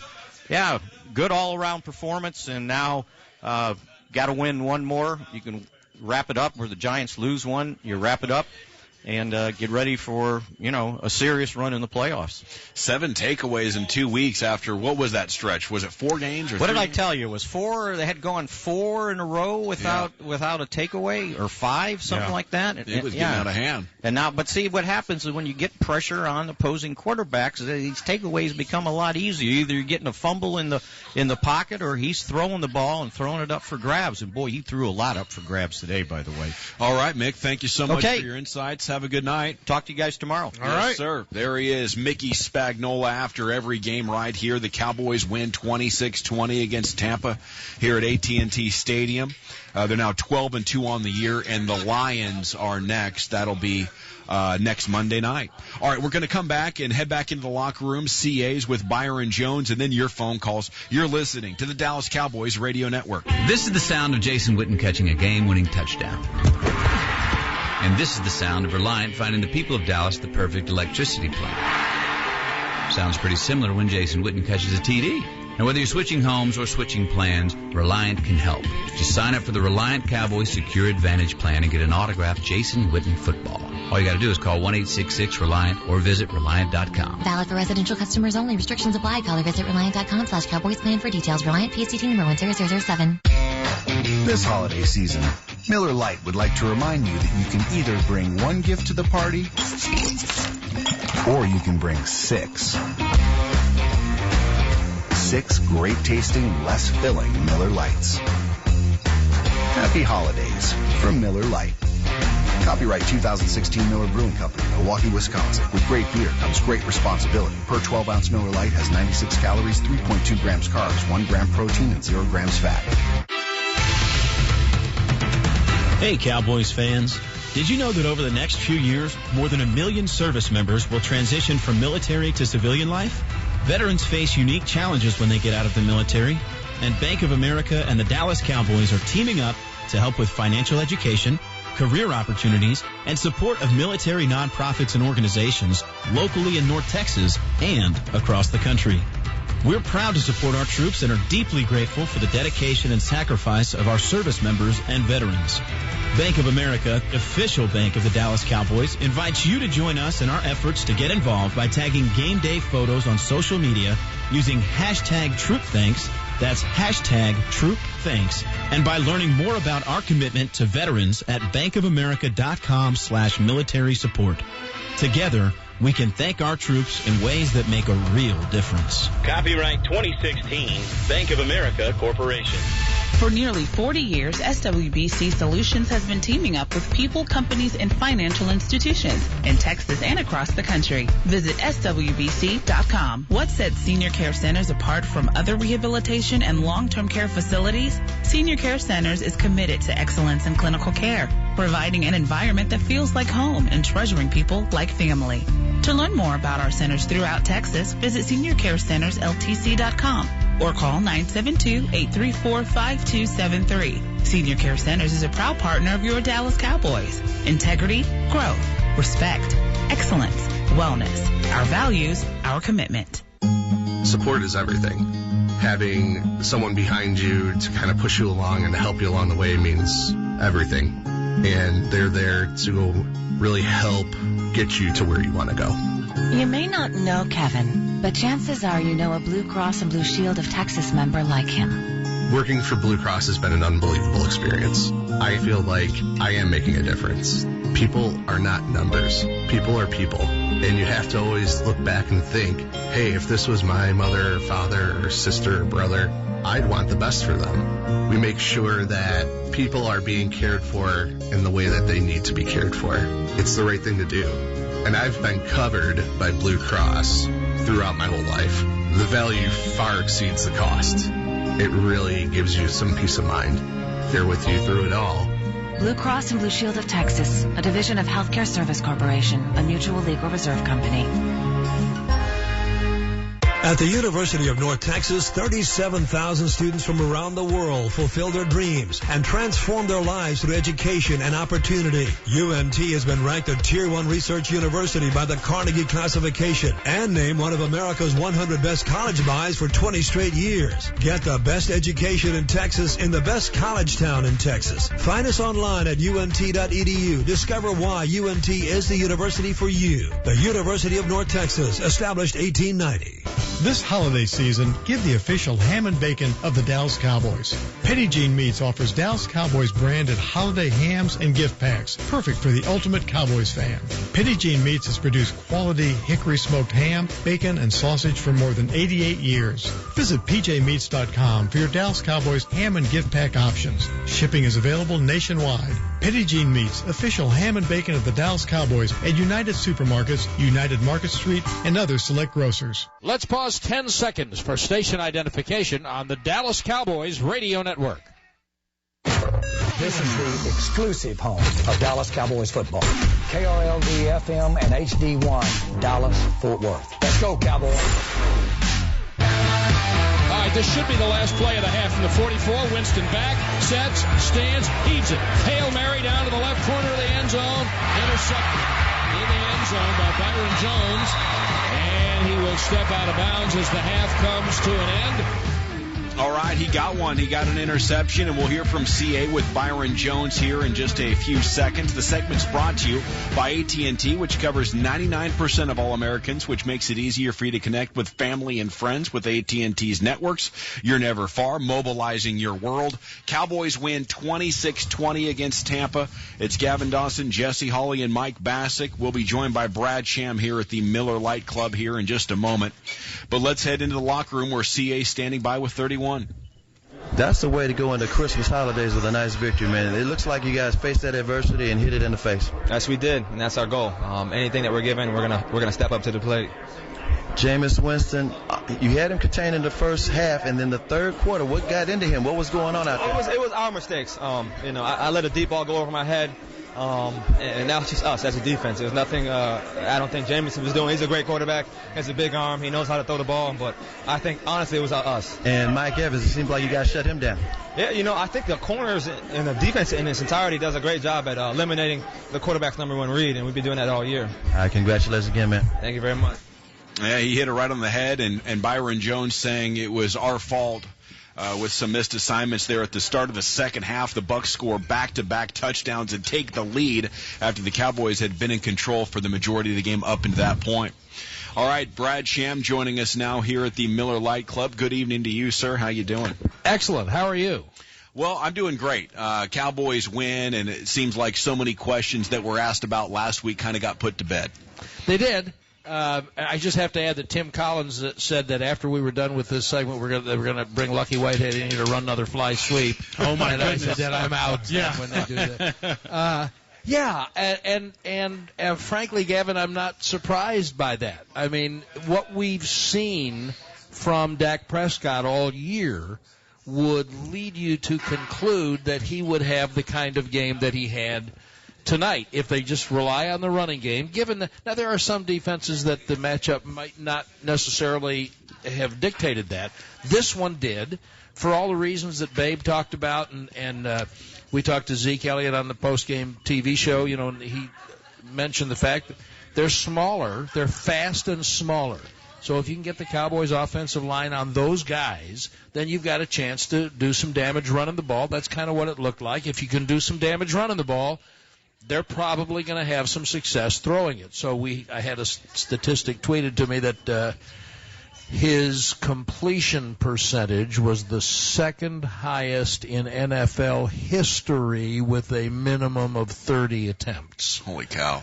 I mean, I'd say he bounced back, but I think that is what we should have expected. Okay, so at one point in the game you said the team was getting too cute, and yeah. I agreed with you. Yeah. Do you feel like that just happened here, or that's happened? Oh, no, I thought that maybe there was a little bit of that in the first half last week, but I give the Giants a lot of. If you watch the Giants play Detroit today, you saw the exact same game. So that's what the Giants are doing right now. I do think that from time to time, coaches think, not just these coaches, by the way, it happens everywhere. Okay, this is who we are. We know who we are. Now, they think we're going to do this because this is what we do. So in order to throw them off, maybe we need to not do this and try doing that. And sometimes that's good. And sometimes just do what you do. And I did think that there were a couple of times tonight that they, just give Elliott the ball. Just don't have him pitch it. I love the fly sweep every now and then, like once every 3 weeks, and that's what makes it effective. But when you're trying to run a reverse, when you got, what was it, 3rd and 2? 3rd and 2, and you're trying to hit a home run. I get it, but get to first base. That's all you got to do. You don't hit a home run, Mike. If you're a fastball pitcher, if you're Aroldis Chapman, and you're out there throwing changeups, you won't believe this because I was sitting next to Jesse and I said, this is when the pitching coach sits you down and says, "What do you throw best? What's your second best? What's your third best?" Then why in the world would you throw your fourth best pitch in that situation? Right? I mean, you just, I think, Gavin, that it crosses sporting boundaries, and so they do a great job. This coaching staff's had a tremendous year, but I thought in that case, just fellas, quit trying to outthink it and make it more complicated. Just see that guy back there, give it to him. He's really hard to tackle. Yeah. Who was your player of the game? Was it him or Dak or Irving? Other? That's a really good question because for every those three names would be the ones that come immediately to mind. Irving put the game away for him. I mean, they're not in that position without what Dak did and without what Zeke did, but they're at the end of the game. If they can't have that defensive effort, then they're at risk. Even if they'd gone for the 4th and 1 and made it and scored a touchdown, then it's 2 possessions. But still, the rules of the game today, when you got a receiver like Evans caught 5 balls for 49 yards or something like that. That's ridiculous to do a defensive job like that on that guy. But the rules of the game are such, when you've got a quarterback like Winston and a receiver like Evans, then it's designed to get the ball down the field. And those guys look all over the league today. All these games came down to these last possessions. So, to me, Irving won him the game at the end. And I just love that kid. I just love him. He's such a good kid. He's had some bumps in the road. He got thrown off the team at Iowa State. That's why he was an undrafted free agent and signed to Kansas City's practice squad. Credit to their personnel department here for finding the guy. And he just told us he had an IV. I was so late getting in here because he had to get an IV. And he said, I said, "What got into you in the 4th quarter?" He said, "Well, it's probably Marinelli yelling at me." I said, "Did he yell at you?" He said, "Yeah, he did." I said, and Babe said, "Did you yell back?" He said, "Not this time." I said, "Have you yelled back at him before?" He said, "I did once last year." I said, "How'd that work out for you?" He said, "Not very good." So he's got a military dad, Marine, I believe, and so he's got that background. And he's, for a guy who's had some trouble and some bumps in the road, like I said, he's really very respectful, and he wants so much to do well. And thanks to a guy like Leon Lett, who physically is the same guy and can relate to him in terms of how you can succeed. I succeeded this way. We're the same body type. You can succeed the way I succeeded. He's really got a pretty high ceiling. Really? Yeah, and we just kind of have to be patient and let him fly under the radar for a little while. But when you get a guy doing what he did tonight, he causes Heath's interception. It changes the game when you can rush the passer like that. So I guess I'd say him. Last thing, more of a statement, and I'll just play off of this, is I thought when Tampa went up 20-17, which can happen in a playoff game, sure, I thought the Cowboys did a nice job, a really good job of not panicking and trying to do something. As we've talked about the Lucky Whitehead stuff, I thought the Cowboys did a really good job with Dak Prescott and company coming right back and getting the game tied back up. And so that's down 10 in the 4th quarter to Philadelphia. That's having to score twice in the last 2 minutes against Pittsburgh. That's being down 14 on the road in your fourth professional game in San Francisco. All that is exactly what we've seen from him, and that's why I thought that all of the maybe we need to go back to Tony talk was just so blind, not even short-sighted. If you've just watched what he's done all year long, you have to trust your eyes and say, this guy's not going to collapse. He's not going to let the outside noise affect him. He's going to play his game. And for going into tonight, 11 out of 13 times, his game was pretty good and good enough to win. Now it's 12 out of 14. So, yeah, I think you're exactly right, Mike, and that's the hallmark of the team they are with him at the controls. Not to say Romo couldn't do it, but that's not part of this conversation. He's the guy with the keys, and he knows how to drive on the slick roads. Cowboys win 26-20. Thanks, Brad. Have a great night. Sure, you bet, guys. Merry Christmas. Merry Christmas to you, and happy holidays. Here we are live at the Miller Lite Club as the Cowboys improve to 12-2 on the year. We're going to head back into the locker room and then take your phone calls. The lines are totally jammed right now. We'll start freeing those babies up and hear from CA with Orlando Scandrick when we get back. Dallas Cowboys football will continue in a moment. At Elephant Auto Insurance, we like to reward our customers with more than just peanuts. That's why we're introducing tons of discounts that just about anyone can qualify for. Discounts for responsible drivers, multi-car discounts, discounts for homeowners, discounts for renters, early shopping discounts, online quote discounts, good student discount.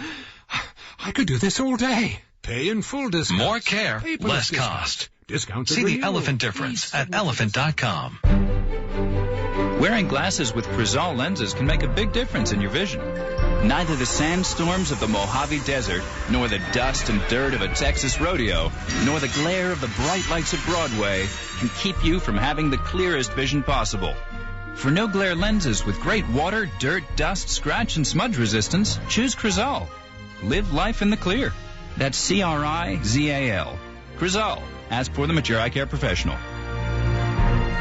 Looking for the ultimate steak experience? At Pappas Brothers Steakhouse, we pride ourselves on our straightforward approach to serving our guests the best steaks. We buy the highest quality ingredients, use a timeless recipe, and cook it flawlessly each and every time. There's no detail left untouched when you dine at Pappas Brothers Steakhouse. We have a vast wine list and sommeliers to help guide you through 3,500 selections. Join us at Pappas Brothers Steakhouse for the ultimate steak experience. A proud supporter of the Dallas Cowboys. The holiday season is upon us, and you're likely searching for the best deals on the finest wines, the coolest beer, and the smoothest liquor. No matter what you celebrate next, be sure to stop by your neighborhood Goody Goody. With low prices and incredible selection, our beverage specialist can help you find the right drink for any occasion. Goody Goody. Toast of the town. Discover low prices on all your holiday spirits at one of 14 area Goody Goody locations. Find your nearest store at goodygoody.com. That's goodygoody.com. The Dallas Cowboys, America's team, home of the Hail Mary, world champions, and some of the greatest fans in the world. At myflakes.com, we get it. For you, Cowboys football isn't just a season, it's a way of life. So sport your true blue pride on your car or truck with a myflakes.com team license plate. Go to myflakes.com today. Choose an official Dallas Cowboys plate. Create your message and save up to 40% with a personalized 5-year term commitment. How about them Cowboys? MyPlace.com. I'm traveling a lot. Always have a craving for Whataburger. I had to make a connection in Houston. Had about an hour. Whataburger just opened at Terminal B. Boom. I need to have a patty melt. The creamy pepper sauce, Monterey Jack cheese, bread's toasted. Grabbed my patty melt, started rushing it back. By the time I got there, the lady was just closing the door. She sees my bag. She goes, "Sorry, but if you give me a Whataburger, I'll let you on the plane." And I told her, "Put me on to the next flight." And I was late for work, but it was worth every bite. I don't think anything tops a patty melt at Whataburger. Blue 42! When you listen to the Cowboys game. Blue 42! Set punt! Like you're in the Cowboys game.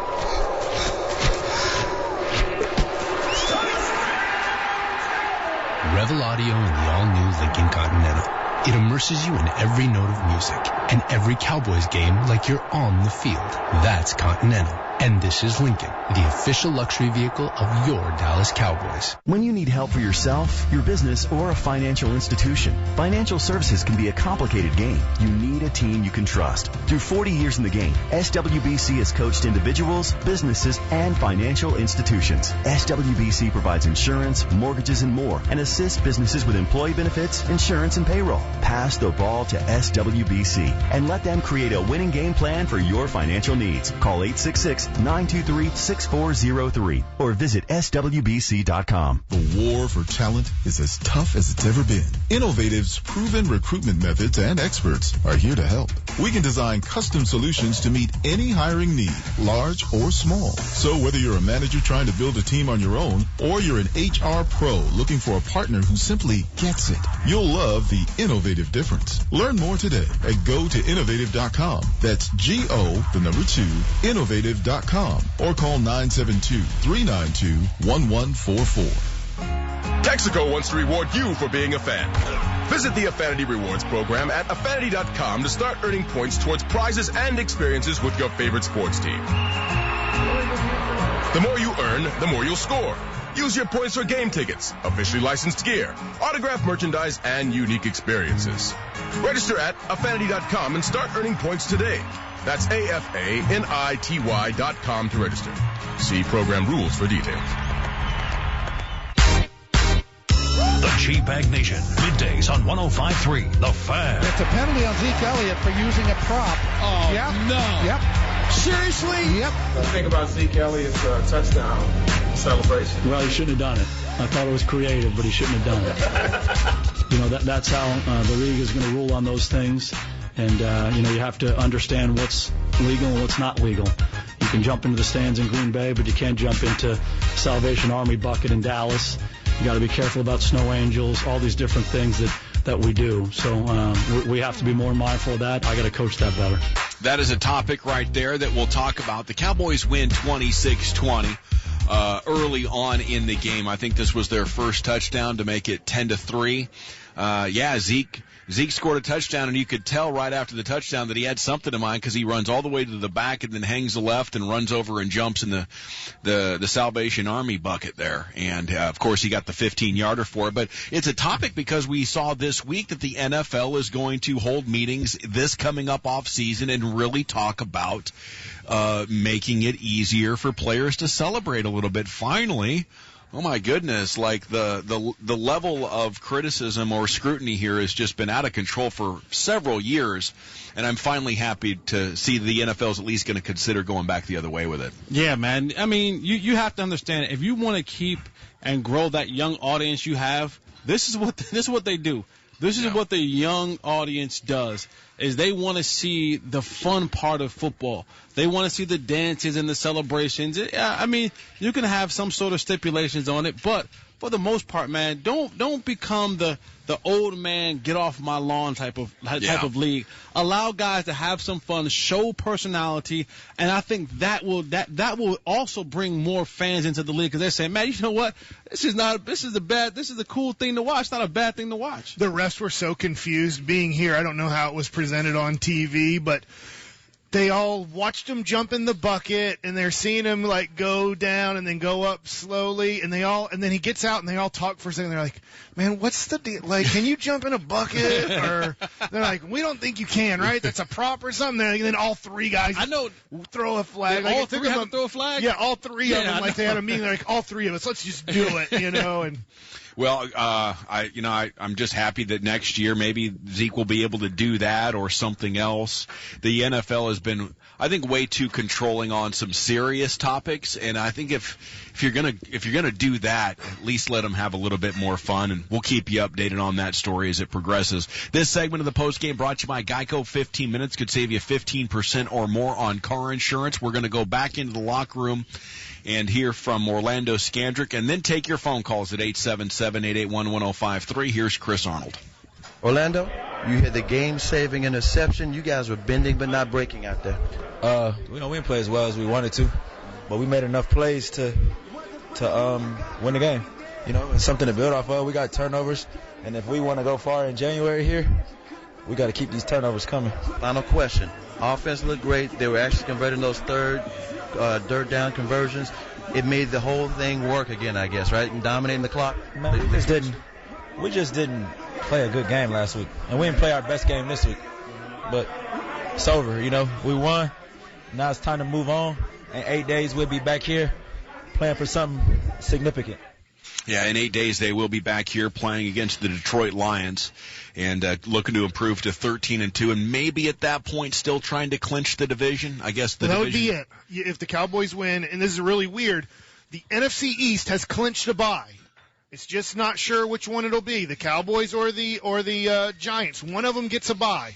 Well, don't the Giants play the Eagles Thursday? Yes. So it could be wrapped up before we even get there. So there you go. So, yeah, if the Eagles were to, and it's in Philly, and Philly's, it's weird. They're not winning anymore, but they're not playing horrible. They're not getting blown out. They lost today by 1 point. They lost last week to Washington by 5 points. So they're putting up very competitive games. And, you know, once again, the Giants did what they did to the Cowboys, to the Lions, is you're not going to score. And we're going to score a little bit, and at the end they got a ball to Odell Beckham to really ice it and make it more of a blowout than it was. But they had trouble scoring again, but it's really tough to score on the Giants. Yeah, that defense is starting to become amazing now. I think it's different because in 2006 and 2011 when they won the Super Bowl after playing just average, they had a better running game, or Eli was hitting his wide receivers more often. They were having offensive explosive games, and those aren't happening. I have respect for what the Giants have done, especially against the Cowboys. And maybe if they meet the Cowboys, they match up so well that they beat them again in the postseason. But I couldn't see this Giants team winning it all. Could you, Jesse? You know what? I don't think they can win it all. But, again, once you get into the tournament, once you get into the playoffs, anything is liable to happen. But I don't think they have what it takes offensively right now to win it all. But they can be a pain in your side, you know, if you got to see them in the playoffs. 877-881-1053 is the phone number here into the postgame show. Gavin Dawson, Mike Bassick, and Jesse Hawley. Hope you had a great time watching or listening to the game, and now we're going to take your thoughts on it. Line 5 is Don in Shreveport, Louisiana. Don, thanks for calling the postgame. How you doing? Hey, man, I'm hanging in there. Before I get started, I don't want to beat Jesse up, but I got to get on Jesse. Jesse, okay. you were talking about you want your team to dominate, to beat the team up, to come in there and just take advantage of them. We've seen that before a couple of years ago with New England and recently with Carolina. How did that work out? They lost in the Super Bowl. You don't want complacency to set in. They need to work hard. I enjoyed the win. All right. I'm not understanding what the he does not want them to be blowing teams out because then they won't be like playoff ready because things will be too easy for them. You want to continue to. I never said anything about blowing teams out. I just want you clicking on all cylinders. I want you doing what you do best. I want you to go out there and execute the way that I've seen this team execute before. Don't go out there and shoot yourself in the foot and have 98 yards in penalties or miss 2 field goals or go out there and do dumb things. You know, when you look at the numbers tonight, They won in time of possession. They won in total yards. They had better third down conversion. They won a turnover margin. Yet and still, we were sitting on pins and needles in the last 2 minutes of this football game because Tampa got the ball back down 6 with the opportunity to go and drive to win a football game. When you dominate in turnovers and you dominate in time possession and you dominate in total offense and you dominate on third down, it shouldn't come down to you having to hold on to the last drive of the game. It should be a much more definitive win than having to hold a team to the last drive for a touchdown. That's all I mean. When I say I just want this team clicking on all cylinders. I want this team in the upward peaking motion heading to the playoffs, not looking like they're just barely getting out of wins when everything else say this should have been a 21-point victory for the Cowboys. I think what you're saying, and I agree, is this team is too good to just be happy to eke out wins. Thank you. Or against teams you're better than. And if you were 6'3" black guy, you wouldn't be Gavin. Your name would, what was your name would be? LeGavin. Your name would be LeGavin. Okay. I'll take your word for it. LeGavin Dawson. 877-881-1053. I think there's multiple ways to enjoy the Cowboy season, and, some people really want to see them as that gold standard to really be satisfied, and if they're not that, then you're thinking, well, what's it going to matter if we lose in the second round? This will get you beat in the playoffs. And unless you see a game from your team where you think, no, this is where we need to be in the playoffs, then I don't think there's anything wrong with saying, hey, I didn't like this or this or this. I also don't think there's anything wrong with saying, it's good, we won, football's hard. But if you want to do the fanmanship that way, don't come after guys like Jesse. They're trying to point out the things that the team needs to be better at. That's why he's on the postgame show, man. You get analysis, you get objectivity, you get things to look for from a guy like Jesse Holley. And sometimes it might come off like he's Chicken Little and the sky is falling. But that comes with the territory, right? But yeah, the two teams that he named, those teams lost win in the Super Bowl. I want this team to get to the Super Bowl. So let's get there. Let's do the things that we have to do to get to the Super Bowl, a place that this team hasn't been in over 20 years. Yeah, I want the team to be back to the squad that we saw the first 2 months that was running like 15 play drives every other quarter. Like it was normal. We're going to come back and take more of your phone calls, though, 877-881-1053. Let's reset the quarterback situation here. It's over, right? Even if you were super pro-Tony, you might even remain pro-Tony. But at this point, you got to circle the wagons and say, hey, maybe we'll revisit that in Oxnard, or if there is an unfortunate injury. Cowboys win 26-20. Dak was amazing, and you're listening to the Dallas Cowboys Radio Network. There are lots of great ways to enjoy a Cowboys game with smooth 100% agave Hornitos tequila. Mix up a pitcher of tasty margaritas with Hornitos reposado, lime juice, and agave syrup. Or make a refreshing pitcher of palomas using our plata, grapefruit juice, club soda, and simple syrup. Or simply enjoy it over ice using Hornitos Black Barrel and ice. Whatever you choose, enjoy the game with Hornitos. Proud fans of the Dallas Cowboys. Celebrate responsibly. 40% alcohol by volume. Copyright 2016 South Tequila Import Company, Deerfield, Illinois. You're a sports fan. That's me. A fan who traded in a smartphone and bought a new one on AT&T Next. Yep. And with the money you saved, now you can make that reality show about your fantasy team. Okay, so I got an idea. Right. Sports fans, get up to $650 in credits per line when you switch to AT&T. Trade in your current phone and buy a new one on AT&T Next. Limited time offer. Each line requires eligible port-in, trade-in, purchase, and service. Get minimum of $5 trade-in credit plus prepaid card and amount of device balance or early termination fee. Less trade-in fees, charges, and restrictions apply. See store for details. And now, insurance-minded speeches from Geico. Hardship. My grandmother would go through it every month to pay her insurance bill. First, she would handwrite a paper check in cursive. Then, using her own tongue, she would wet a stamp for an envelope. Today, however, we need not weary our hands and tongues. Today, we can pay our Geico bill with the Geico app. Away with hardship, in with bill pay on the Geico app. Thank you. Through life's ups and downs and for all the journeys ahead, you know what to bring. The car you can count on. Blue Cross and Blue Shield of Texas. Through it all. Walk into any Choctaw casino or resort, and we won't just say hello. We'll welcome you to the wow. Look around. See your favorite games next to the newest titles. The top names in entertainment, just steps from delicious dining.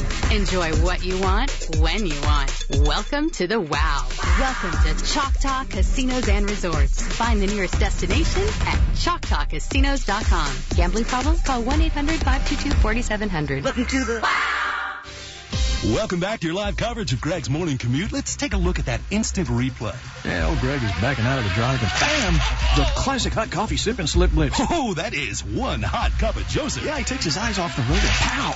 Right into the mailbox. Oh, and he had so much drive. When the unexpected hits hard, Caliber Collision is there to get you back on Easy Street. We're America's largest collision repair company and proud partner of America's team, the Dallas Cowboys, restoring the rhythm of your life. Caliber Collision. Hi, I'm Tito Beverage, founder and master distiller of Tito's Handmade Vodka, America's original craft vodka. I believe in the craft process of distilling in batches using old-fashioned pot stills, and that's the way we still make Tito's Handmade Vodka today. We even won the World Spirits Competition, double gold, unanimous judge's choice. Tito's Handmade Vodka is made from 100% corn, so it's naturally gluten-free. For recipes, videos, and more, visit Tito'sVodka.com. 80 proof Tito's Handmade Vodka, 5th Generation Inc., distilled and bottled in Austin, Texas. When you're opening a new office location, but deadlines don't let up, you need to make sure your team can start working fast, which means all of a sudden you're looking to buy new conference tables, chairs, laptops, and whiteboards quickly. Business cards from American Express Open can give you buying power to help cover the big purchases you need to make when you need to make them. Find out how American Express cards and services can help prepare you for growth at open.com. When your medical practice is growing fast and you have more patients than you have room for, you need to start, making some room, which means all of a sudden you're looking to buy new exam tables and stools, x-ray machines, and microscopes quickly.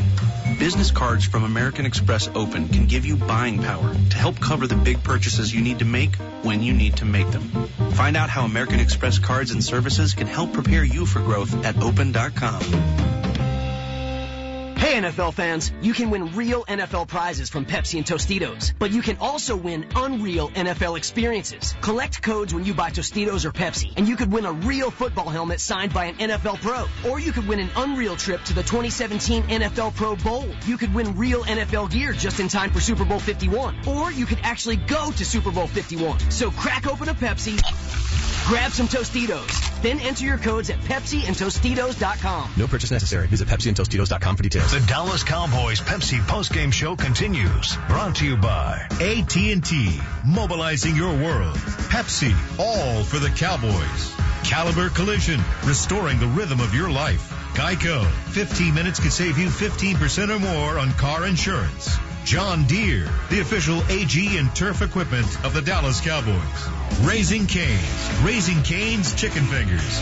One Love. The University of North Texas, established 1890, proud partner of the Dallas Cowboys. And by Miller Lite, the only beer of the Dallas Cowboys. Yeah, your thoughts on Dak Prescott and his response to the, quote, quarterback controversy? Well, I think he's shown that he can do what you hope that a quarterback can do, and that's come back from when he didn't play as well as he wanted to play. I think it ought to show you that he's sure not worried about anything that's being said peripherally about him. He's going to go to work and go to town, so we can quit worrying about that kind of stuff. Go to work and go to town. He absolutely did. There's Jerry Jones on Dak Prescott. Leads the Cowboys to a 26-20 victory today at AT&T Stadium. Segment's brought to you by the Salvation Army. Where do your donations to the Salvation Army go? Wherever a life can be turned right side up. Wherever hope is the only thing left. Donate today at SalvationArmyDFW.org. The Salvation Army doing the most good. Dak Prescott in this game here tonight was 32 of 36. That's one miss per quarter. Pretty awesome. A 99 passer rating. Did have a touchdown rushing, but none throwing, and no interceptions either. All right. Did you see what Jimmy Johnson had to say during today's NFL Sunday broadcast there on Fox? He said he doesn't think Tony has what it takes to take the job from Dak anymore. Isn't that interesting? That's, one way of looking at it is Dak is just so amazing, but then the other one would be, what is Tony now since 2014? Do you think maybe Jimmy has a mole inside the star or something, taking a look at practice film? And I mean, if there's anyone that probably has the best connection inside, it's probably Jimmy. I mean, I'm not saying what he's saying is inaccurate. He would know what to look for. He would know who to ask. He would know who to talk to. But again, if given the opportunity, if you line those two guys up man for man and said you two had to compete for this job, I think Tony still has what it takes to win the job.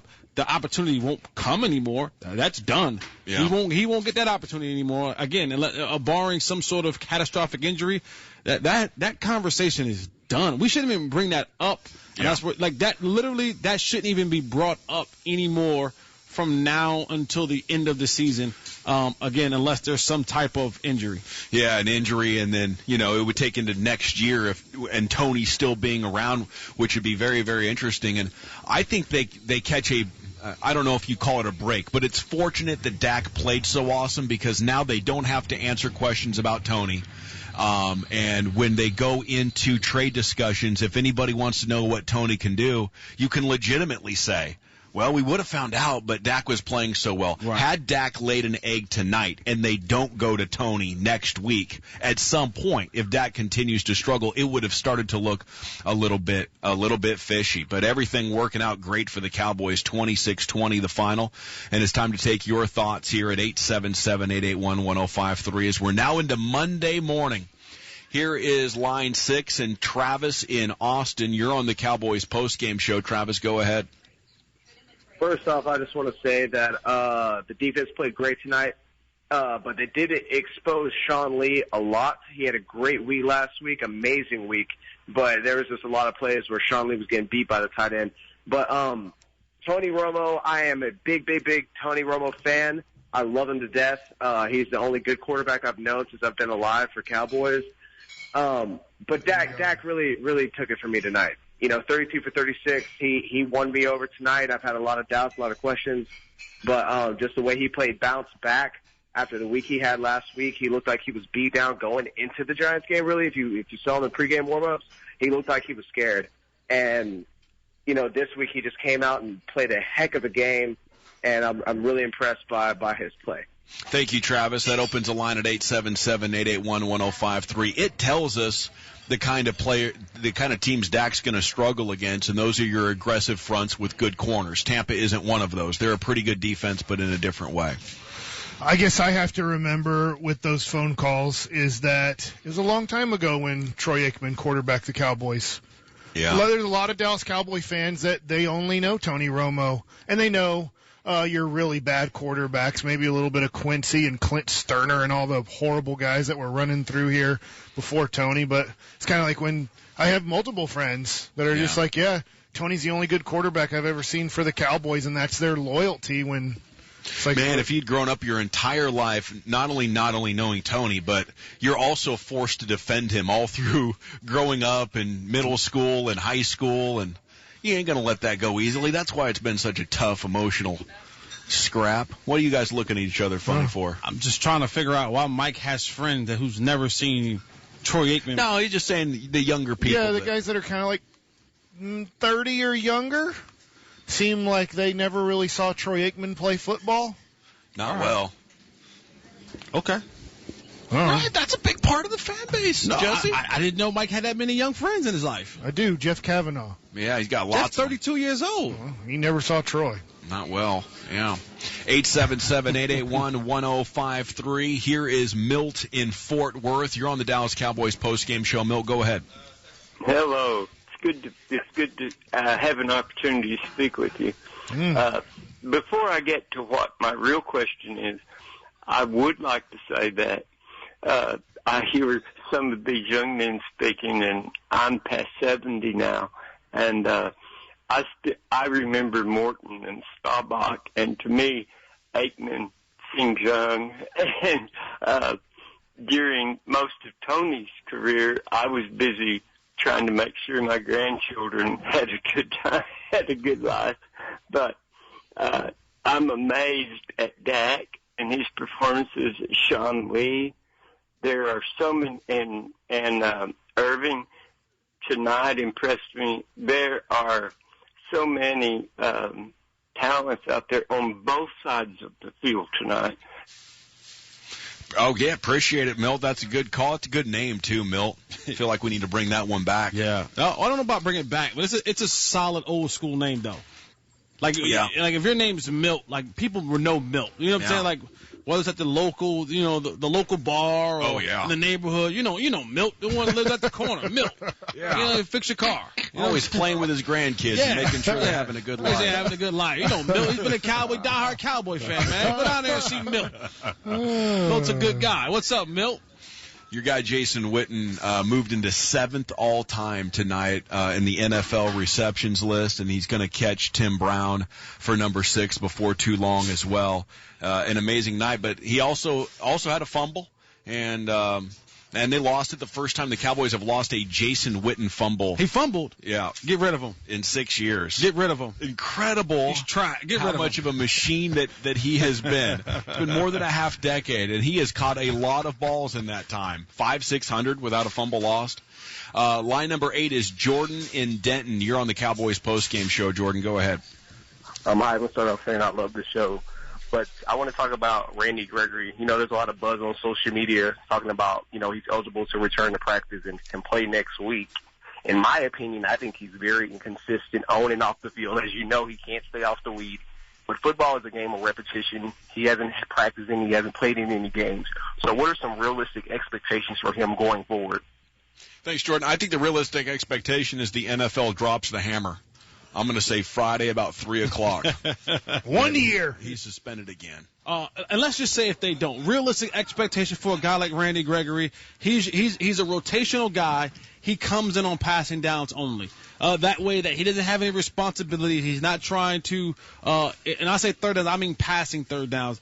This way you can just use his natural ability to pin his earbacks and chase the quarterback. He's not in enough condition. He doesn't have enough reps to go out there and be an every down guy.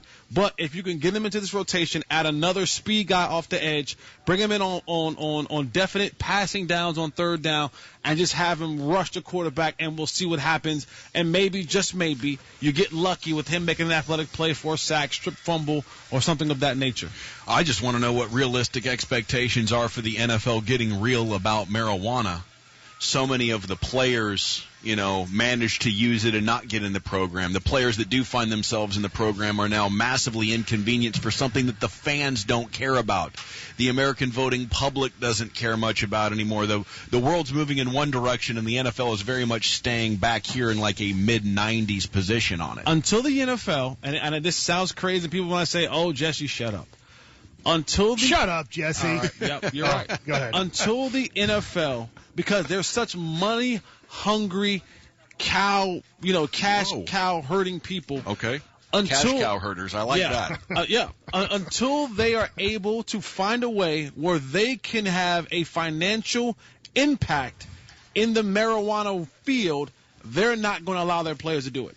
They want in on everything, because now if you make marijuana legal, and it's not on a banned substance, you have a bunch of guys doing it, you have a bunch of guys using it, and now you have a bunch of guys in business with it as well. And the NFL is like, if I can't get into this billion-dollar business, you can't use it either. So we're going to have it in the Cowboys Pro Shop. Is that what you're saying? Listen, sooner rather than later, the marijuana will be legal in all the states, right? Right. And who's to say that Jerry might not have a dispensary in Cowboy Stadium? If it's legal. Okay. This is a great conversation. Yeah. I mean, right. They have beer available. They got beer. Yeah. They made alcohol available in college games. Good question. Well, there is Randy Gregory, a man that's really struggling with an addiction to that substance. And for the time being, the story is he's going to be eligible to practice this week and play. But the NFL has shown quite a proclivity for waiting until one of the last days to hand down the next suspension. Coming up next here on the Dallas Cowboys postgame show as they win 26-20 and improve to 12-2 on the year. Did they need one of those? Dallas Cowboys football will continue in a moment. For more than 30 years, the Dallas-based law firm of Bell Nunnally has been casting a big shadow for its clients. As a full-service business law firm with more than 55 award-winning attorneys, Bell Nunnally is proud to include commercial litigation, mergers and acquisitions, real estate, intellectual property, and white-collar criminal defense in its extensive list of practices. Go to bellnunnally.com or call 214-740-1400. Think big. Talk to Bell Nunnally today. Hey fans, as the Cowboys look to bring home another victory. Thrown in the end zone, wide open, touchdown. Crown Royal would like to remind you to bring yourselves home safely. So after enjoying a delicious Crown Royal Regal Apple cocktail, call a cab or catch a ride with a designated driver. Because part of being smooth to the core is being safe. Crown Royal Regal Apple flavored whiskey. Smooth to the core. 35% alcohol by volume. Copyright 2015, The Crown Royal Company, Norwalk, Connecticut. Please drink responsibly. Gleaming floors and pristine restrooms, the sign of a well-run facility? With Pollock, janitorial supply is solved. Could always having toner, sticky notes, and coffee make your office more productive? With Pollock, workplace efficiency is solved. Want to get more products on every pallet? With Pollock, smarter packaging is solved. Anything you need, where you need it, when you need it. Count on it. Pollock is where solved happens. Call 1-800-843-7320 or visit pollock.com. Get in the game and go to Albertsons when you're looking for fresh produce. From farm fresh peaches to organic strawberries, Albertsons has every variety you can imagine. If you're looking for convenience, well, we have that too. Fresh cut daily, ready to add to any of your favorite recipes. And if it's that healthy snack for the backpack or lunch bag, we have that too with our fresh grab and goes. So shop where it pays to play. Save 10% off your groceries every Dallas Cowboy game day when you wear your Cowboy jersey. Albertsons, the official supermarket of the Dallas Cowboys. The whistle of the ball as it spirals towards the end zone. The harmonious roar of excitement from the stands as if to say, this is our team. This is our game. This is our Super Bowl, and we're taking it. 273 yards, 4 touchdowns, January 28th, 1996. We remember. Do you?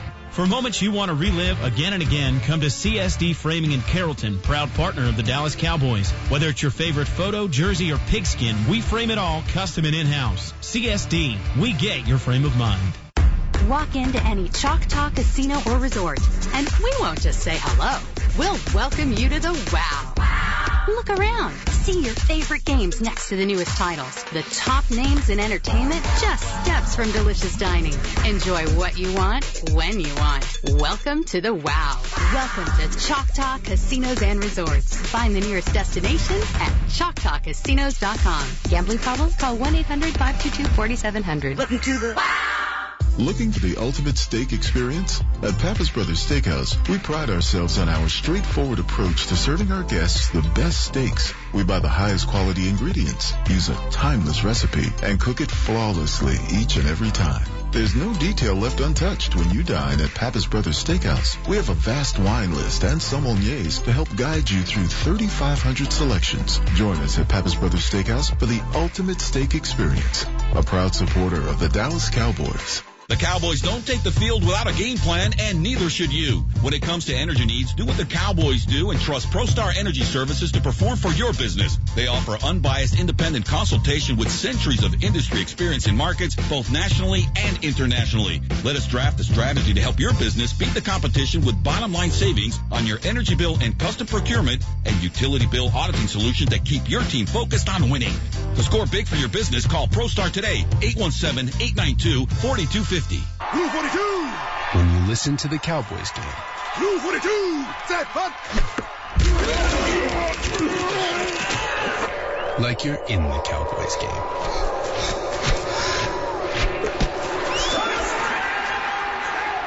Revel Audio and the all-new Lincoln Continental. It immerses you in every note of music and every Cowboys game like you're on the field. That's Continental. And this is Lincoln, the official luxury vehicle of your Dallas Cowboys. The Jerry Jones Show, Tuesday mornings at 8:30 on The Fan. Hand off Elliott. Here he goes right. He busted through to the 40.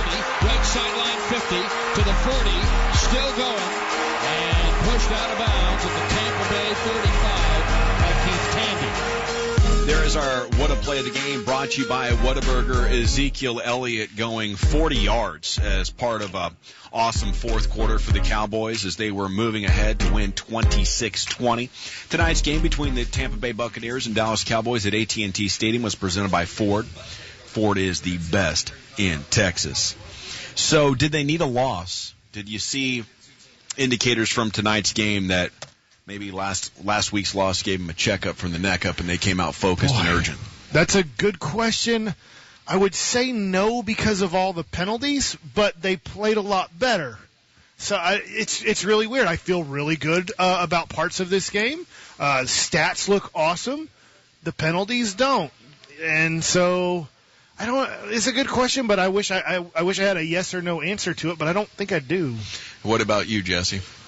I don't know if like a loss, gives you from checking from the neck up. I just think they went back to the drawing board and said, let's get back to doing what we did well. Like I said, and Dak said in his post game, said earlier in the week, said, I was trying to do too much. I was trying to go out there and hit the home run ball. Yeah. Well, that's not really what we do well. It's not what I do well. It's not what we do well. And, it's while I don't subscribe to the fact that you need a loss to kind of get you back focused, it seemed like it helped them go back and say, let's simplify these things. Let's go back to what we did to win football games, and it worked. No, I think you hit it right there. And, I think a lot of coaches and strategists, and Mike, tell me if you heard something similar when you were playing in baseball, but you're doing well and you're looking for ways to make it better. And sometimes along that journey, you lose touch with what you do best. Yes. And then a loss says, okay, we got to get back to fundamentals. Let's do everything we did when we were winning, because now it's not time to try to improve upon it. It's just time to get back to doing things the right way. Yes, you got to go over what do we do well, what do we do bad. And just like Jesse said, and that's, I think, in all sports, sometimes you lose a little bit of focus of that, especially in the regular season, and hopefully by the time you get to postseason, which is really quick for the Dallas Cowboys coming up here, I think they know exactly who they are, what works, what is risky, and they do more what works instead of taking low percentage plays or low percentage risk. The phone number into the post-game show is 877-881-1053. And let's go out to Roger in Plano on line 1. Roger, you're on the Cowboys post-game show. What'd you think about tonight's game? Hey, guys. First of all, I love your show. Thank you. Love it every time. And let me just say, I love Milt that came on earlier. That guy was great. And I'm not too far from Milt. I'm in my 50s. So Roger Staubach is actually part of my life, very, very much in the fact. And let me just say this. Coming up from that kind of upbringing, Tony Romo has never been a winner in my eyes. He's been a great quarterback. He puts up great stats, but he's not a winner. And what was it about him? What about him's not a winner? Well, I don't think he's putting up the win column. Okay. I mean, you can put up stats all day, guys. But if you can't get to the show, then your stats mean nothing to me. Appreciate the call. That opens a line at 877-881-1053. This idea of having the winning skill. I'm a believer in it. And I get on factor. Yeah, I think there's an impact you can have on your teammates, and there's a feel for what your team needs and when to take the risk and when to be conservative. And I don't know. Tony had some very mediocre teams that he elevated to 8-8. But I also don't know if he is one of those guys with that trait that kind of rubs off on everybody and elevates everybody around him. What would be your thoughts as someone that was actually on a team with him? You know what? I think he does. I think the biggest part that we're missing with the difference between Dak and Tony is it seems like Dak has a lot more control, or not. He seems like he's more in tune with this group of guys. I think because the age disparity is a lot closer than what Tony. Like, Tony's a 37-year-old man.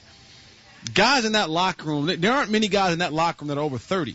There aren't many guys in that locker room that are older than 28.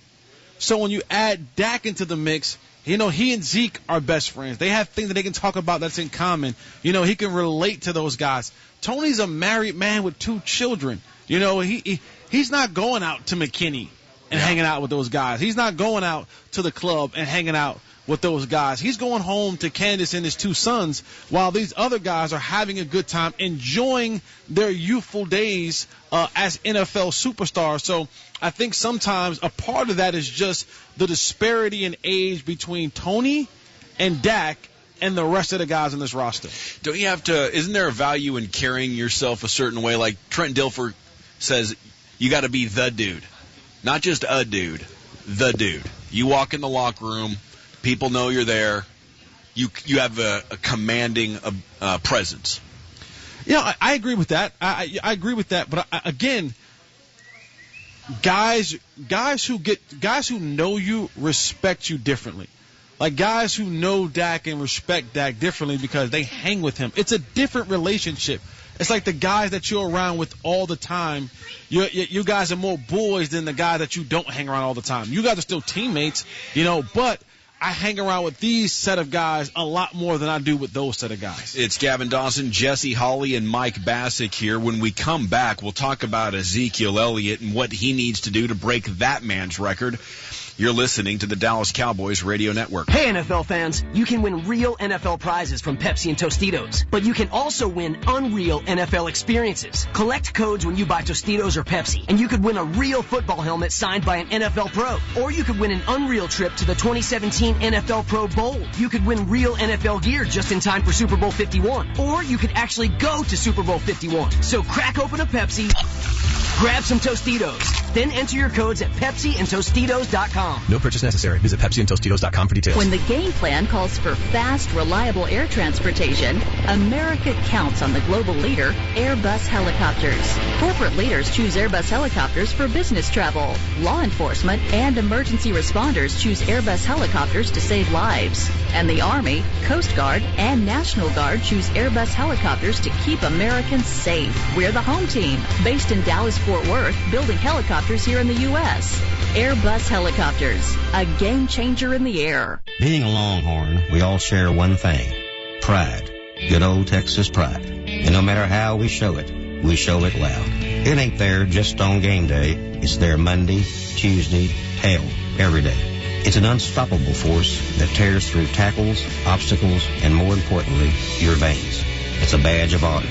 So wear it proud. We are Texas Apparel, the official gear of the Texas Longhorns. Now available at Academy Sports and Outdoors. We are Texas. Wear it proud. We sleep, breathe, and now scratch football. Play the Dallas Cowboys scratch ticket from the Texas Lottery today for your chance to win up to $100,000 instantly. And enter promotional drawings for a chance to win a Cowboys VIP suite experience, training camp package, a draft day package, season tickets, and much more. Thank you for supporting Texas education and veterans, the Dallas Cowboys, and the Dallas Cowboys logo or registered trademarks of Dallas Cowboys Football Club Limited and are used under license. All rights reserved. For detailed game odds and information, visit txlottery.org or call 1-800-37-LOTTO. Must be 18 or older to purchase a ticket or to enter a promotional second chance drawing. Play responsibly.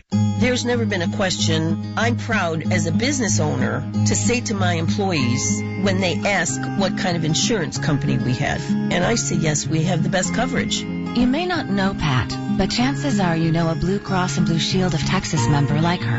I'm a registered nurse and the owner of a home care agency, and we provide Blue Cross and Blue Shield coverage to our employees. I know when I started this company 18 years ago, I said, I want the best coverage. I want to have Blue Cross for our employees. There's passion, so not only do I provide Blue Cross for my employees, but I also work with the case managers from Blue Cross to get coverage for the patients that we provide care for.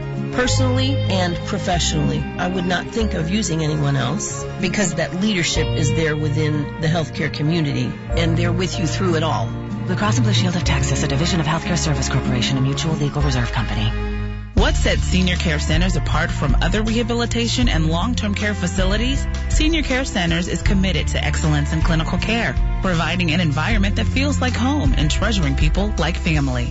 To learn more about our centers throughout Texas, visit seniorcarecentersltc.com or call 972-834-5273. Senior Care Centers is a proud partner of your Dallas Cowboys. Integrity, growth, respect, excellence, wellness. Our values, our commitment. To work this big land, you need equipment with values rooted as deep in Texas soil as you are. Like John Deere compact tractors with a 6-year powertrain warranty and big features that help you work less so you have more time to do what you love. John Deere was first in the Texas fields, and we're proud to be on the field as the official ag and turf equipment of the Dallas Cowboys. Find Texas-sized deals at myjohndeerdealer.com/football. Terms, conditions, exclusions, and warranty limitations apply. See dealer for details. Let's pause 10 seconds for station identification on the Dallas Cowboys Radio Network. This is the exclusive home of Dallas Cowboys football. KRLD FM and HD1, Dallas, Fort Worth. Let's go, Cowboys. Snap is back. Quarterback draw. Walk the ball. Prescott up the middle. Touchdown, Cowboys. Now that's a nice call. All right, there he is, Brad Sham, voice of the Cowboys, with the call of Dak Prescott going into the end zone. Drive of the game brought to you by Ford. Ford is the best in Texas. That was 10 plays, 64 yards in 5 minutes and 13 seconds. And at that point right there, I thought the route was on. I thought a blowout was in the making. And I actually did a Twitter poll about it, and it actually went right back in my face because Tampa scores the next 20 unanswered. And from, that point into the middle of the third quarter, the Cowboys hadn't scored again, and it was starting to get kind of nervous time. But here the Cowboys came back, and they win 26-20 against Tampa tonight at AT&T Stadium. Gavin Dawson, Jesse Hawley, and Mike Bassick. And we're taking your phone calls at 877-881-1053. Down on line 9 is Lee in Midland. Thanks for calling, Lee. You're on the postgame show. What you thinking? Hey, thanks for taking my call. Three things for sure. Number one, penalties. Oh, my goodness, guys. How many plays have we lost in penalties the last few games that were unnecessary? That's just some of them rookie mistakes. Okay? Number two, what in the world were they thinking on 3rd and 2 when you got the best running back in the league playing that sweep thing and almost losing the ball? Yeah. Thank goodness that Leary was on top of everything and managed to get on the ball and keep them from losing it. And then there's one thing I know it's not I don't know if it's over or what, but Romo, season stats are great. But how many times has he gotten past the second game? How many times has he put the team together and did what he had to do in the playoffs? All right? You got this kid come in from nowhere. They showed a stat last week where he had lost 3 games in his football career. Okay, he had a bad game last week. You could see it in his eyes pregame. They showed a straight-on shot, and you could see he didn't have that fire in his eyes last week. Why, I don't know. He got it back, though. Appreciate the call, Lee in Midland. That opens a line for you. I know, and look, I think reading body language is fun as a fan, and sometimes it helps. But if you've only put up 7 points in 3 hours, probably not going to look that excited on TV when they show you on the bench. Yeah. And you're probably going to look pretty excited when every time you throw a ball, it's completed tonight. And I get it. I understand the point he's trying to make. But it wasn't that Dak came out against the Giants or against Minnesota scared, like somebody said earlier, or non-motivated, maybe like that's being hinted there. It was that he ran up against a good defense, the team wasn't in sync, and he didn't have a very good game. You're not going to look like you have this fire in your eye when things are not going your way in the second half of a football game. Yeah, and last week, he had multiple teammates not executing. He's not going to throw them under the bus, and the coach isn't either, but frustrated. And I think just by watching the game on television, you could tell in the fourth quarter that if they tried the same thing they'd been trying, it wasn't going to work. Right. And Dak didn't have many reasons to believe that someone was going to come in and help him out. As far as, what he said about Tony Romo, I do think there's an element to Romo that because his career went so long with the team not being ahead in a lot of games, there was a lot of compilation of stats that happened in the fourth quarter when you are down between 2 and 3 touchdowns. There is a lot of high percentage, big yardage throws to be made. We saw the first half of the season before the Packers started winning. The Packers were losing a lot, and Aaron Rodgers was managing to still be one of the best fantasy quarterbacks every week in the NFL. Aaron Rodgers played terribly, but in the fourth quarter, they let him get 160 yards and 2 touchdowns. Boom, nearly 300 yards and 3 touchdowns, 1 interception there for Aaron Rodgers. Played horrible. Yeah. Fantasy stats were top 5 in the NFL. It's happened consistently through Blake Bortles' career. Horrible player. Has been decent for fantasy football, and I don't know exactly how to reconcile that as it comes to Tony Romo, because I don't agree with anybody that says he's not good or that he has been overrated or is trash or any of that stuff. But I think if you're going to play the stats card on me, there's plenty of return cards I can play. That might not be popular with you, but I think if we're being objective and honest as Cowboy fans, you look back on what Tony Romo's career has been with the Cowboys, and there has been some stat inflation because the teams he's been on have not been that good. Yeah. All right, guys. That's my time. This is the time here. I'm about to switch over to Facebook Live so we can get this game out the way. But I thank you guys for joining in and watching the channel. Shout out to those who've been following for a long time. Shout out to Flash in the chat room. And shout out to Justin, Jason, Bob. Shout out to you as well. And shout out to George that's in the chat room as well. Shout out to everybody who's been in the chat room. All right, so that's been my time. I thank you guys for yours. And remember, you're listening to nothing but the best. May God bless until I see you guys again. How about them Cowboys? I'm out.